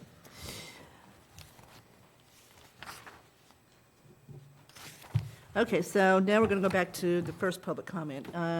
Vanessa, is anyone in the audience with their hand raised? Okay, so now let's go to reports. So I will start out, because this is a big report I'm about to do. Okay, Neary Building Committee, everything is coming to a head either next Monday, most likely, or the following Wednesday. Jason's got 2 meetings set up to do the vote on the project that the Neary Building Committee is going to put forth to town meeting next April. So here we are, it's less than a week away. We have posted a select board meeting for this Friday at 1 o'clock for anyone that wants to come and listen to the Neary Building Committee Finance Subcommittee, of which I'm chair, Andrew Pfaff is on it, and a guy named Mark Davis. We're going to be the ones then that are going to go through the latest estimates that we got today to talk about what we really think that the cost of the 3 choices we have are today with the knowledge that we have. So that's going to be Friday at 1 o'clock. So anybody can join. We've got a meeting posted, right? We're legal, okay? Then we're going to make sure everybody has all this information so they can stew on it over the weekend, review it, et cetera, to be ready for the Monday night vote, which is in person at the Public Safety Building at 5 o'clock now. I think he's moved it up to 5, right?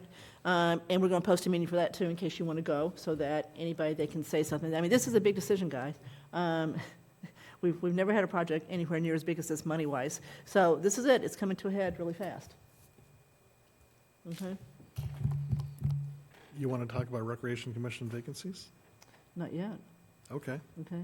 I'm not through with this one. Oh, I didn't know that. You Well, had this a is- pause. I and did then pause thought- because I want to see if you're going to say, I'm trying to get a reaction here. It's a members' report, so no, we're not going to do a full-fledged discussion. I just want to make sure everybody understands this is coming. And I'm still not convinced that this has truly been absorbed by the town. At our last meeting, not one person was in the audience. Beth Mello did a great post as far as truly outlining everything. Not one person commented on that. So I don't know if people are still on vacation, or they think that they're going to opine at the special town meeting next April when it's too late. You're either going to vote it up or down. So I'm hoping that we'll get some more comments on Friday and possibly Monday. All right? Everybody got that? Okay, so remember, we're trying to advertise certain positions on committees that are vacant each meeting we have. So tonight, the advertisement is the Rec Commission.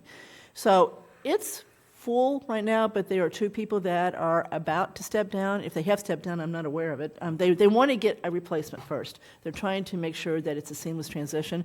So they're trying to recruit 2 people to fill those jobs. Beth Mello did a post a few weeks ago that acted like it was already vacant, and it was kind of puzzling, but it's because they're trying to make sure that they don't leave it high and dry. So there is a need to have 2 new people step up to replace those 2 people on the Rec Commission. All right. All right. Who's next, Mark? No, Al. Okay. Sam and I have been busy. We had most of our time in the last week or 2 has been in dealing with the concept of the virtual rec.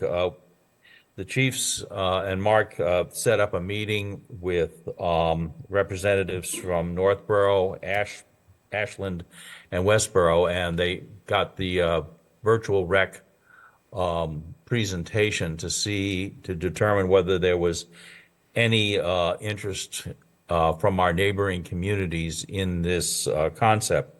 I have not heard of any as of yet.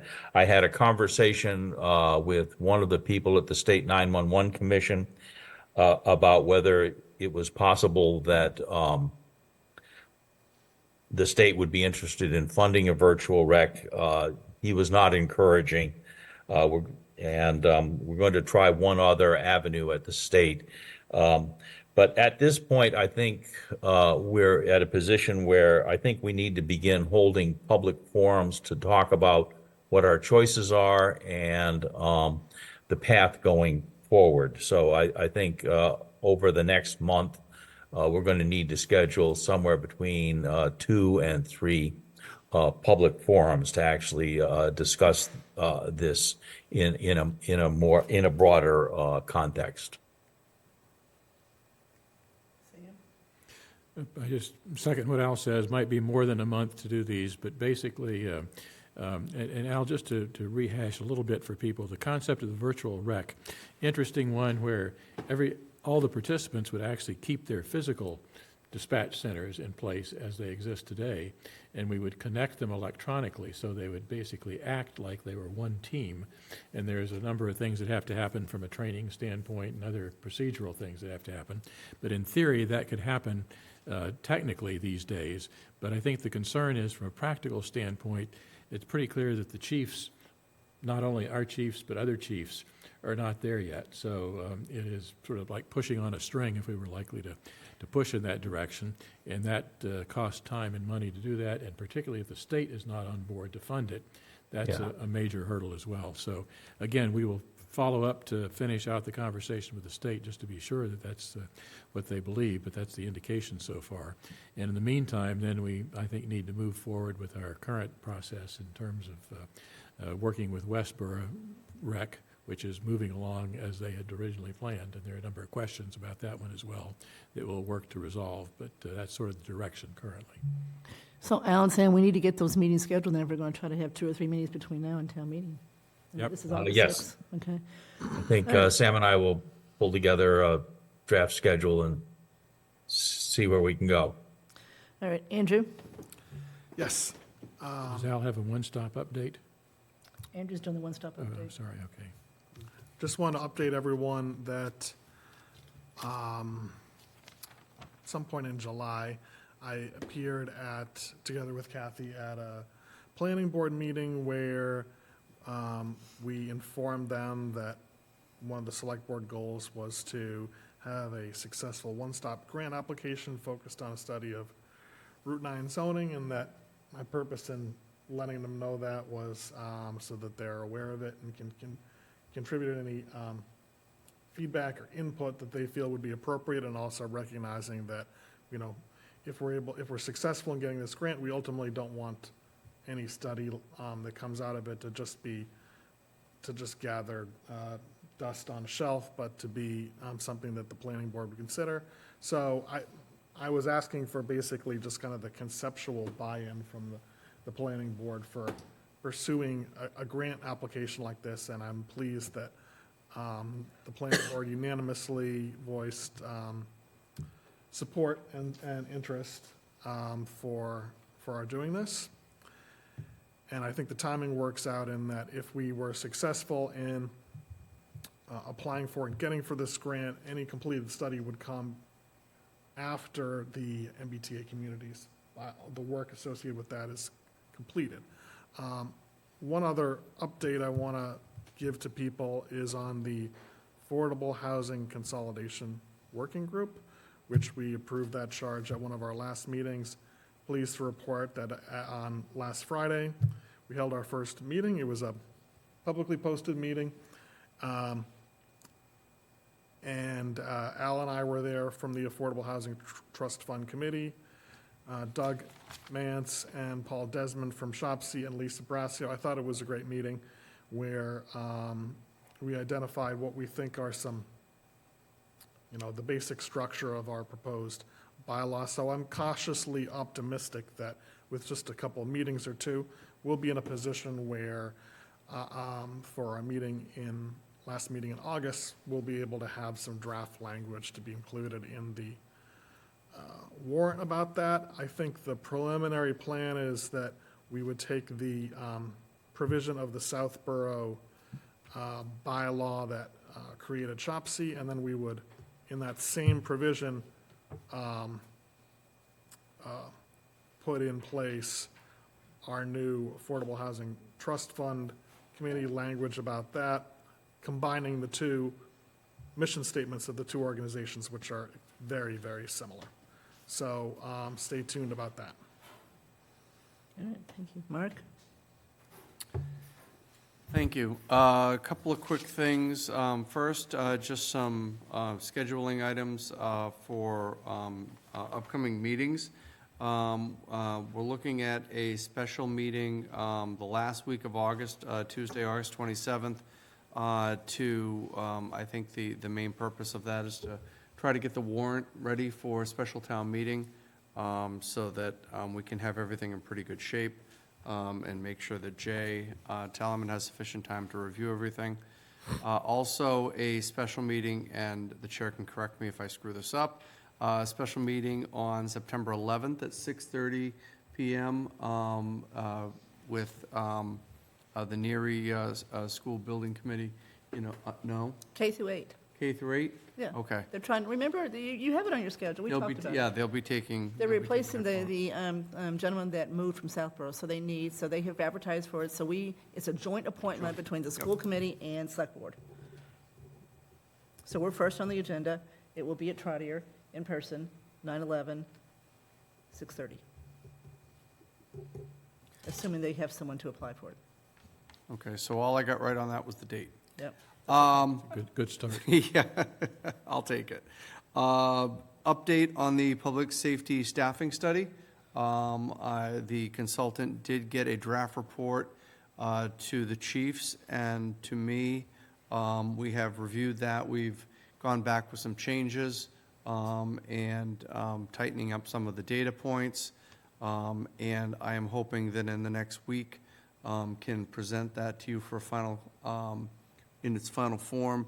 And then you can get a sense of, how we want to move forward with some of the recommendations.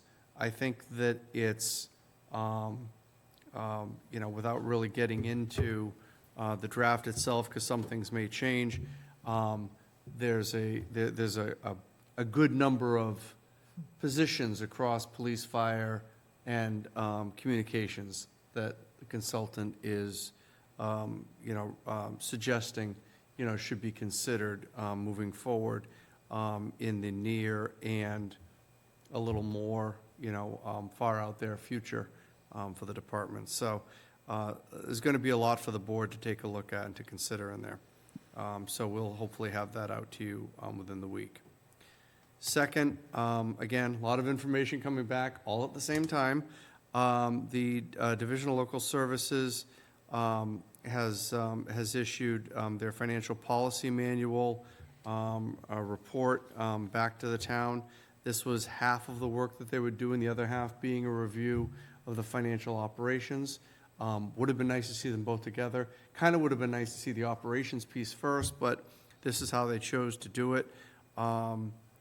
The finance team is taking a look at the financial, the policies, and, hopefully we'll be getting those to you within the same time frame, end of this week, beginning of next week.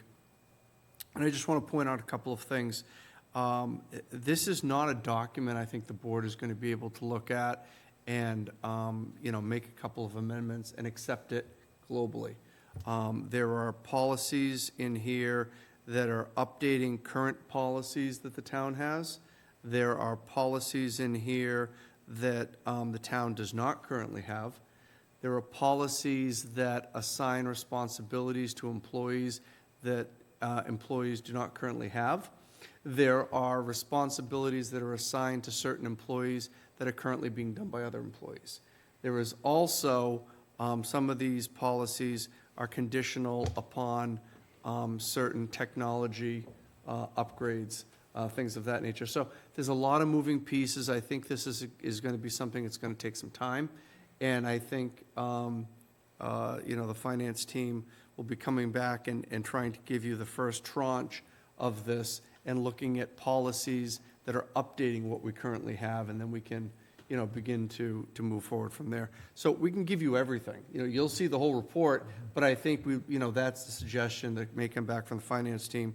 We're going to meet hopefully sometime next week and begin to try to, put together some thoughts and path forward for this. Does this represent the recommendation from DLS about Yes. how we should be operating? It does. I think it basically takes a look at best practices around the state and says, this is what we would suggest for a policy for free cash, for investment, for, for all of those. Stabilization. For stabilization, for capital stabilization, for, a lot of those different things. Yeah, So when you have it, it should be disseminated to advisory at the same time. Correct. They need to get it too. So they can Exactly. start looking at it. Yes, advisory and select board. So, I think that's it. All right, moving on. Consent agenda, we've got A through G. Anyone want to hold any minutes? Yep. Which A. ones? Which one? The 16th of July. Okay, the other two are fine? Yep. Anybody else for those two? I have the 10th. You've got what? The 10th? Okay, so the 10th and the 16th. The 23rd's fine? Right? Yep. Good, because I did them. I saved us $150. Thanks, Okay, boss. so, anybody else want to hold anything? B, C, D, E, F, and G? Al, anything to hold? Nope. Okay, so, I'll make a motion to approve consent agenda items B, C, D, E, F, and G. Second. Any further discussion? Roll call vote. Marguerite? Yes. Sam? Yes? Andrew? Yes. Al? Aye. And Cook is aye, 5-0 for everything else. Okay, Marguerite, what is wrong with the 10th? Okay, just on the 10th, very briefly, I would suggest on line 27 that it said Ms. Burns-Fiore stated that the Tricentennial Committee had suggested a fundraiser for engraved memorial bricks that would be installed at the Southborough Heritage Park. Not that we're going to install the fundraiser. We're going to install the bricks. Yeah. Okay, and then the other thing is Sam, unfortunately, is Ms. on line 57. Which one? Ooh, Which one? Line 57? Yeah. Okay, I was so, going to hold that announcement till later. all right, so change Ms. to Mr. I would just do that one. And then on line 47, Ms. Cook stated that Ms. Burns-Fiore would interface with the Faith School. That's it. Sticking with Mr. Stivers here on line 19, he said the board agreed with. On line 19, there should be an apostrophe S after Stivers, where it says the board agreed with Mr. Stivers' plan of action. Good, thank you. No, we are picky. Okay, anybody else on the 10th? Okay, all right, Sam, 16th? 16th, on line 45, talking about the Verizon issue, I would add a sentence that says, also attending, comma, via Zoom, comma, Attorney William Solomon, comma, who represents the town for this matter. Because they talk about the attorney later on here, so, Okay, so add him. and he was there in the Zoom audience, but he did not actually participate in the meeting, but I think that's Okay. useful to add. That's it for me on the 16th. Is that it? Yep. All right, so I'll make a motion to approve the minutes from July 10th as amended, July 16th as amended, and July 23rd. Second? Roll call vote. Marguerite? Sam? Yes. Andrew? Aye. Al? Aye. And Cook is aye, 5-0. All right, back to other matters. Okay, so let's start. So Sam, I'm going to turn this one over to you. Let's talk about what you want to add as far as the section 3B and a half. Let's start with that. Okay. In the CPA legislation, state-level legislation, when we approved the CPA process back in, I think it was 2005, the state law had certain language in there. Subsequently, state law was amended to add a new section that gave more flexibility for funding. And specifically, we were interested in this with the golf course irrigation project, where the proposal was made to get CPA funding for the irrigation project. And we looked into contributing to some of that funding from the golf course revolving fund, because it does throw off cash each year. It has been and is expected to continue. Turns out that we're not allowed to do that under the law that we approved back in 2005. But subsequently, the CPA was amended to add the provision to do that by adding this new, in Section 5, 3B and 1/2, uniquely labeled by our legislature. So what the proposal here is to actually amend our original CPA legislation that we approved to accept this new Section 3B and 1/2. And I'm not sure of the exact legal form for that. I have to work with town council on that. But we'd like to get that in the warrant to give us the option to use external funds other than the CPA surcharge to sweeten the pot, if you will, there for certain expenditures. It doesn't require us to do it. It doesn't require us to spend any extra money. It simply opens an option for us to consider other ways to fund here that other towns now have that we don't. So again, I view this as sort of an administrative kind of thing that gives the possibility of some flexibility, but doesn't require us to do anything specifically. So I talked to Ben Smith today about this. He currently is all for it. They've got a meeting Thursday night. He's going to bring it up in front of the Well, committee. CPC actually did talk about this when the golf course topic came up, and they looked into using the revolving fund money. I understand. He knows that. So they're going to vote this. Thursday Yeah, night so good. to on this, and hopefully they'll support it. So I think this is easy. Yeah, I view it as an administrative cleanup kind of thing, right? All right, so you're going to figure out how to Yep, get it I'll work with in there? council, yep. Okay. Andrew, any comments on that? I'm thinking, So what I think it lets you do is, let's say somebody wanted to donate $1 million to do something that CPA funds do, right? Yeah. I think this is a way to accept that. I think you could put trust funds in. I think you could put ARPA money in. I think you could put lots of things in here. There is I a- just don't there is see a- any downside. There is a cap. It can't exceed Oh, that's right. 3%. That's right. So if you're already at 3%, you can't do You can't this. do it, that's But if you want, you can go up to, and I don't know how you do that measurement. What do you do? You look at what the 3% would be for the year, and that's what you, Yeah, that's one of those devils in the details. well, I let's know the hope we answer. have that problem, right? Yeah, that's right. Okay.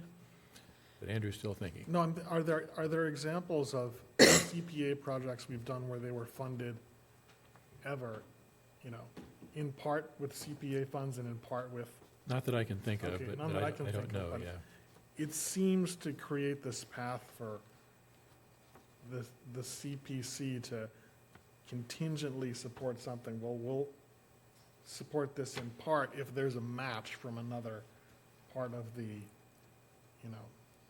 Some other source. Yeah. Yeah.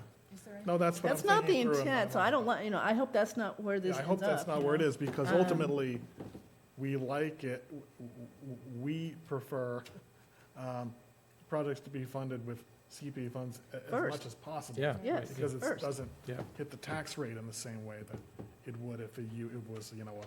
And those art. funds have to be used for specific purposes. Other So I funds think, as don't. I'm thinking it through, that's still going to be the case, that it's going to be in everyone's benefit to use as much as possible CPA funds and as little as possible non-CPA funds to complete projects. I think so. The 61A land that we talked about over the last few months, the 20-something acres, I believe, and, correct me if I'm wrong, that CPC talked about them funding, they knew they couldn't fund the whole thing. They don't have $4 million, right? But they talked about funding some of it and letting the town fund the other piece of it. That's one case where you'd be doing part and part.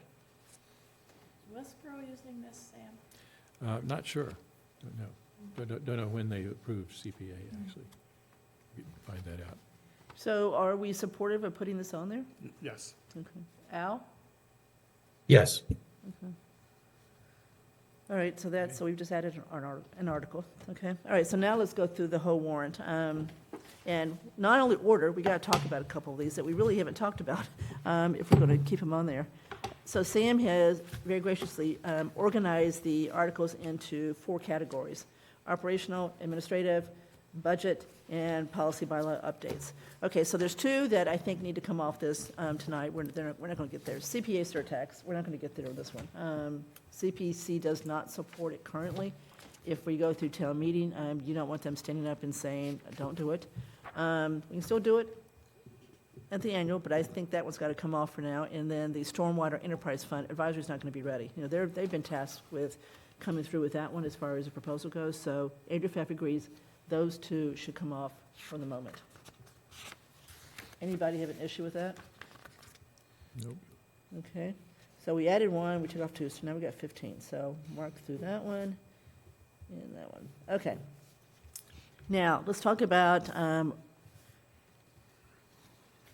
ordering, and then we're going to talk about some of them substantively. So I think that, I did talk to Paul Semino. He is going to do a consent agenda if there's ones that qualify for it. I think that, let's see, amend the Town Code Pilot Committee, amend the Town Code Solid Waste, amend the Town Code Consumer Advisory Commission. Those are three that easily could go on the consent agenda, if he so chooses. It's his call, but those are likely candidates, right? Yep. So that's three. I think you could put the SAP changes Yep. through there, so that might be 4, right? So that might be 4 that go consent, that takes 4. So 17, 15, now we're down to 11. So we're down to a reasonable number of articles as far as the special, as far as substantive stuff. Okay, so we talked about this last time. We've got to decide tonight how we're going to order these articles, I think, so that Mark can start putting this together. So MBTA.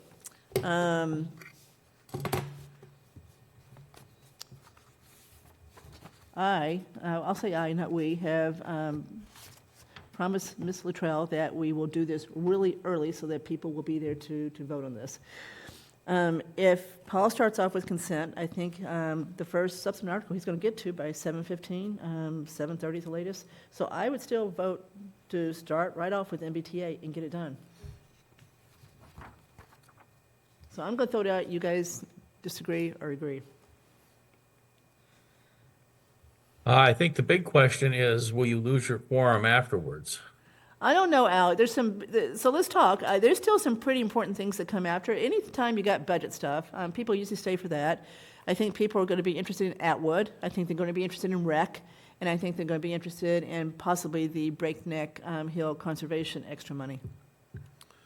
Well, on Atwood, are we ready where we would actually have a number to put into this article? That was my question for Mark. I don't know. Bill sent an email, and Tim Teese has said there's a report coming next week that they're going to be done as far as what needs to be done. They've got they got most of the testing results in. Yep, they got one more test to do. And they're positive. Yep, Yeah. yep. Positive meaning.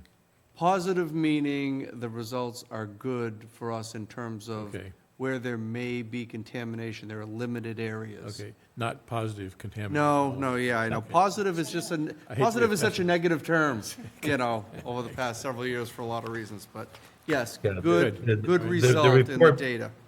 Yeah, the report I don't- basically, Town and the neighbors. So if we have that report in the next week, I don't see why we wouldn't be able to get the cost, Correct. right? So for now, I think it's going to be At on least an there. estimate of the cost, yeah. Yeah. Okay, up to, whatever. I feel like Mimi wants the MBTA zoning to be early in the meeting, and I think people will be more clear-headed and alert early in the meeting. So Of course. I'll support putting it up at the top. Of course. Okay, so I still haven't heard anyone say, don't put MBTA first as far as the first substantive article. Yep, I think that works. All right, so there's first. You said first and first substantive. Well, So- because I still think the 4 ones I read are going to be consent. So put those first. Put those 4 first, Yep. and then that. And then the fine. next, the first Yep. substantive is MBTA. Okay, Sure. now, next, anybody want to make a suggestion for what's next? I think we got some money articles potentially. The Breakneck Hill, Atwood, Public Safety Staffing Study might be some money. We're going to talk about that in detail in just a minute. EDC, I think of them in lumps of, got some budget stuff, and then we got some So other you want to do the policy. budget stuff next? And there's 4 of them. Yeah, And article number 1 is overlay. So that's not going to, so nothing out of that is going to affect. So he can do that in consent Yeah. too. So add that as a Consent. potential consent one. Sure. Okay. So I think, correct me if I'm wrong, this is a change to the overlay reserve? He's changing the budget. out, and he's going to use his overlay reserve to fund it. So it's not going to affect the all right. tax levy or tax rate or anything else. So he's got a source for it. So he's basically saying, I want to change this budget, and then I'm going to pay for it with my overlay reserve. I'm going to take it out of that. Yeah, okay. So I think the, Al, if I can jump in here, I think that a lot of decisions about the ordering of articles after MBTA depends on whether there's going to be a rec article on the warrant. And I still hold out some hope. I don't know what. Yes. So let's assume there is, and Yes, let's put okay. it someplace, We're and then if it comes up. Pushing comes hard to up. do that, yep. Yeah, Okay. Let's Yes. assume there is. So you want rec next, Andrew, after MBTA? I don't think it should be last because of the experience we had before. Yeah. Yeah, I agree. I said next, I didn't say last. Yes, okay. Yeah, I'd go next. Go next. So MBTA, then rec? So we have a robust consent list, Okay. Yep. and then MBTA, then Then rec. Okay, and then maybe the budget ones. We're Yep. going to talk about the police staff study in a second, but let's keep it on there for a second. So we've got 4 budget ones: Breakneck Hill, Atwood, EDC coordinator, and public safety implementation of the study. Yep. Okay? All right, is that meaning that the Shopsy Affordable Housing Trust Fund is falling? It's falling, Towards the it's end? falling pretty far Yep. down. Toward the end. Okay. Okay. Wish I could maybe lobby to get it moved up a little bit, but. Before the budget one? That's what we're doing here tonight. You can lobby all you want to. So you want to move it in front of the budget stuff? Maybe in front of the budget. Yeah, Yeah, okay. it's gonna be again. Let's do that there, yep. All right? So wait a minute. So MBTA, Yep. rec, Yep. affordable housing. And then The I new- would, The new committee. yes, but I'd put the money part in there Yeah. right after. They're related. Yep, If we're going to they go are, for yeah, that. I do both of Right them. after that. That's right, together. So the 2 of them, right? So you've got the money to the transfer, so Yeah. the transfer CPA, so put that right after the committee change. I'm still not sold on having that on the warrant yet, just because I think that, I feel optimistic that if we, first off, there's no great rush to do this Right. on the fall. But if you did have it there, wouldn't you Yeah. want to put it right after the committee change? You would have it after, immediately It'd after. be helpful to get it All done. right, so we can take it off, Yeah. but let's at least figure out where we'd put it if we were going to do it. Right? Okay. Okay, then after that, we're going to put the 4 budget ones. Yep. Okay, then, let's see what we got left here. We got town meeting date.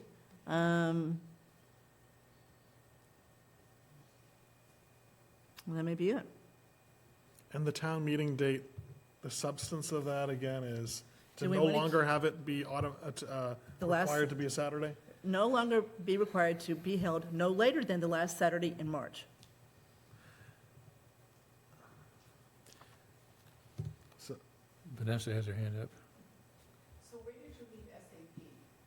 Right now, we think it's going to be We'll leave that consent. number We got it one. up there. Leave it up there, but we think. Yes, yeah, no, we think it's going to be consent. And if not, we'll do it real quick. Where did our section 3B.5 come in? That one should be right after the affordable house thing, because they're all related, Yeah, right? So put it right, so sorry, so that is one, I didn't have that one written down. Yeah. So his should come right after the reformation of the 2 committees. Before the budget. Yep. And after 'Cause the- Andrew's and right, after the that's not tran- gonna And keep after the people there. transfer, if it stays in. Yeah, Yeah. right, Got it. correct. Yeah. Okay, so do we want to keep, so this is where we got to talk. We really haven't talked about, do we want to put forth an article to change the language of when the annual town meeting has to be held? Why not? I think it's a good idea to do it. So if you were to just get rid of this bylaw, then it would be the select board could just pick any date for annual town meeting that under the statute, I think it has to be within certain months. Yep. Right? Before the end of June. Yeah. Yeah.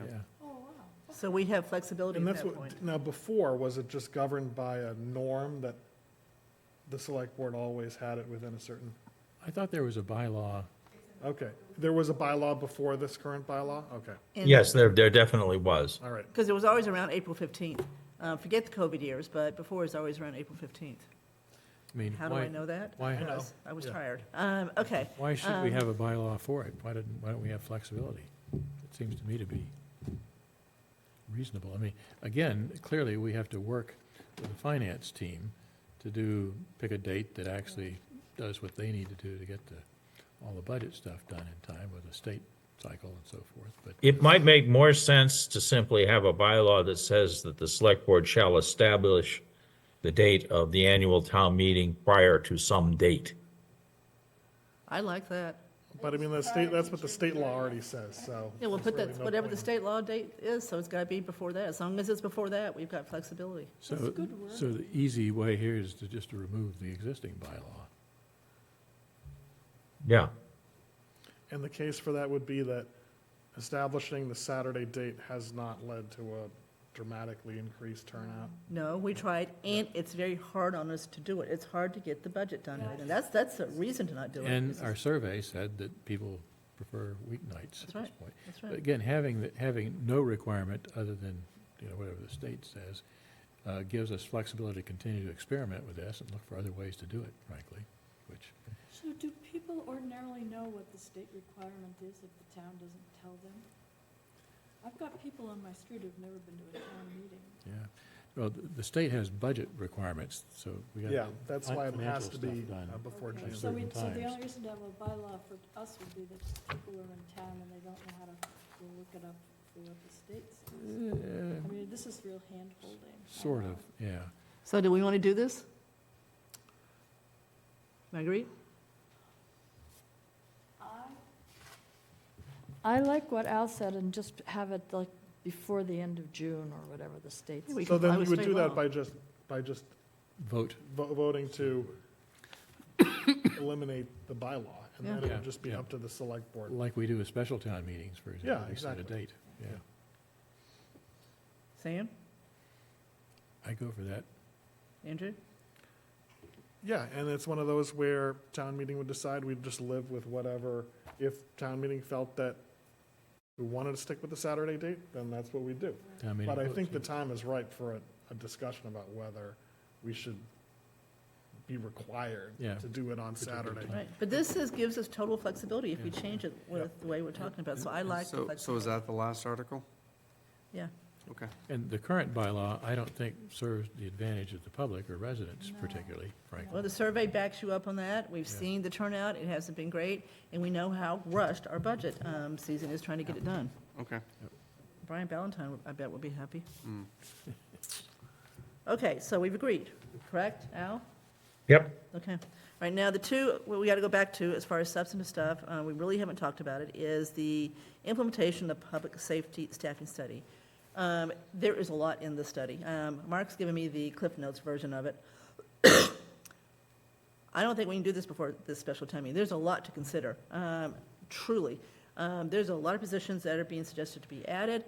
It's going to be a big impact to the public safety budgets, both sides of it, fire and police. So I just don't think we can get this done, because we've really got to sit down and think about this. Advisory has got to be part of this to come on board. So I don't think we can get this done before the special. I think it's got to go to, I think we've got to have time to digest it, talk, and then get it ready for annual. I agree. Okay. I mean, given that I haven't even seen the study yet, so, and if it's going to have a major budget impact and, It is. Mark, do you think it will be the kind of thing where both fire and police will separately need to set out like 10 years of hiring, how they want to do it in steps? Is it going to be that involved? So again, we've talked a little bit about, so short answer, yes, right? I think that, this board has, talked about, the possibility of a second lieutenant, during our budget summit this past year. We talked about a deputy fire chief. We talked about that through the recruitment process for our new chief. There's a lot of things in here that the board is going to have to decide how they're going to be implemented, if they're going to be implemented, and what, working with the chiefs to determine priorities on certain things. So I agree. I think this is something that's going to take a lot more. You can't simply, make a decision and say, okay, let's go for it. It's we've got a lot of things on the table, and this is going to take some thought. I thought, though, the conversation earlier we had with particularly Chief Newell, he was under a lot of pressure operationally. And I thought the hope was we could actually do something at the special town meeting to relieve some of that at least. So my question, I guess, is there enough in this staffing study that we need to do X for the police department near term, and that's pretty clear, and it's not going to change if we wait another 6 months or a year to do it. That's going to be included, that we might as well do it now. Yeah, I mean, without getting into the weeds on this, Sam, I think there's more options Okay. on the police side than anything else. Okay, so it's Right, not- so I think for the chief to, and I've already kind of had that conversation with Chief Newell, is, you know, assuming that the final report, the recommendations are going to stay fairly consistent, you know, you're going to have to take a look at this and determine, I mean, it could be up to a dozen positions. Yeah, there's at least Right? 9, I'm So counting, I it's a think, lot. so he's going to have to think about, you know, what would I want to do first? You know, what makes the most sense? What's the best case? I guess I would be interested if we could get any feedback. And again, I don't Yeah. know, I know there's stuff that we need with the fire department as well, but it seemed to me police was the most urgent to address. And if there's something in there that Chief Newell says, I looked at all the options here, and if there's one thing that I could do near term that I'm not going to have regret about later, I want to go ahead and do it. I'd be willing to consider that for special town meeting. Yeah, But so again, the chief is I think the chief is already starting to put those things together in anticipation of the final report. So once you get the report, you can begin to digest, and the chiefs can begin to have those conversations. I'd like So to we'll bring it back up on the 27th, Okay, right? We'll good. have him come in and Yeah. just say, Okay. you know, we can't implement school resource officer, detective, court officer, 5 new patrolmen, and a lieutenant. Yeah. All in overnight. absolutely. And then fire's you've got the deputy there and something else there too, so it's a lot. Yep. So let's have him in on the 27th, and let's Okay. see if maybe there is something that he definitely knows he wants, it's in there, and maybe we get one thing work to done. address it. And I think in the same vein, this is going to be provided back to select board, but shortly thereafter, provided to advisory, because, Yes. Yep. you know, Chair has already noted, you know, I mean, it's got to be a joint, Yep. a joint decision on how to move forward on this. Absolutely. Yeah, so I think we Yeah. invite advisory I think tonight too, so they can. the reality is, these are long-term decisions that, you know, particularly hiring decisions, and you know, we need to proceed carefully and thoughtfully on this. I think a rushed approach is inadvisable. All right, so I think we agree not to rush, but maybe have him come in and let's start the conversation it, and see where it goes. And is our EDC position Okay, still on so the list now, here? this is one, Al, that we've talked about for a while, previous select boards, it was a split vote. Advisory did not support this, so I mean, I don't care if it's a 1-4 vote, I really would like to see this position made full-time. Leah needs more hours to do the things that she needs to do. She's good. I know you don't do it because of the person, but I really think it's time to see what a full-time coordinator could do as far as trying to help us, with all these business issues we have in this town. I certainly support that. I do too. Yeah. I mean, if we did that, what happens to the money there then? If we did it in September? Well, we're going to literally amend the budget, so we're going to have more, more in the budget than what we had in there's March, no right? other- So we're gonna That'd add be to a it. reason appropriate. Yeah. Yeah, okay. Yeah, well, will we also have to modify the benefits budgets? Probably. I'm going to say probably, Al. You know, we run really thin in terms of what we carry, you know, in anticipation that something changes during the year. And knock on wood, we've been very fortunate that we have not gotten caught short in that. So we may have to add another set of benefits. Well, I mean, the reality is that right now, you know, our economic development is headed in the wrong direction. That's an understatement, And, yeah. you know, now the question, I guess, big question I have is, can we actually do anything about it? I don't know. I'd I'm like to just think we worried- can. I'm at the think point, I there's a just good want to chance. try and see what she can do, and, you know, we can meet with her and see what she thinks she accomplished with the 40 hours. The marginal cost of adding the additional hours, you know, it does adjust the benefits budget, but it is not, in the grand scheme of things, a lot of money. I know it's not a huge sum of money. But, we're seeing, I'll simply point out that we've had about a 10% increase in headcount in the last 10 years, and we haven't seen any corresponding increase in population. Yep. And we're just about, we're talking about a massive increase on the public safety side. So I have to put my fiscal conservative hat on for 30 seconds.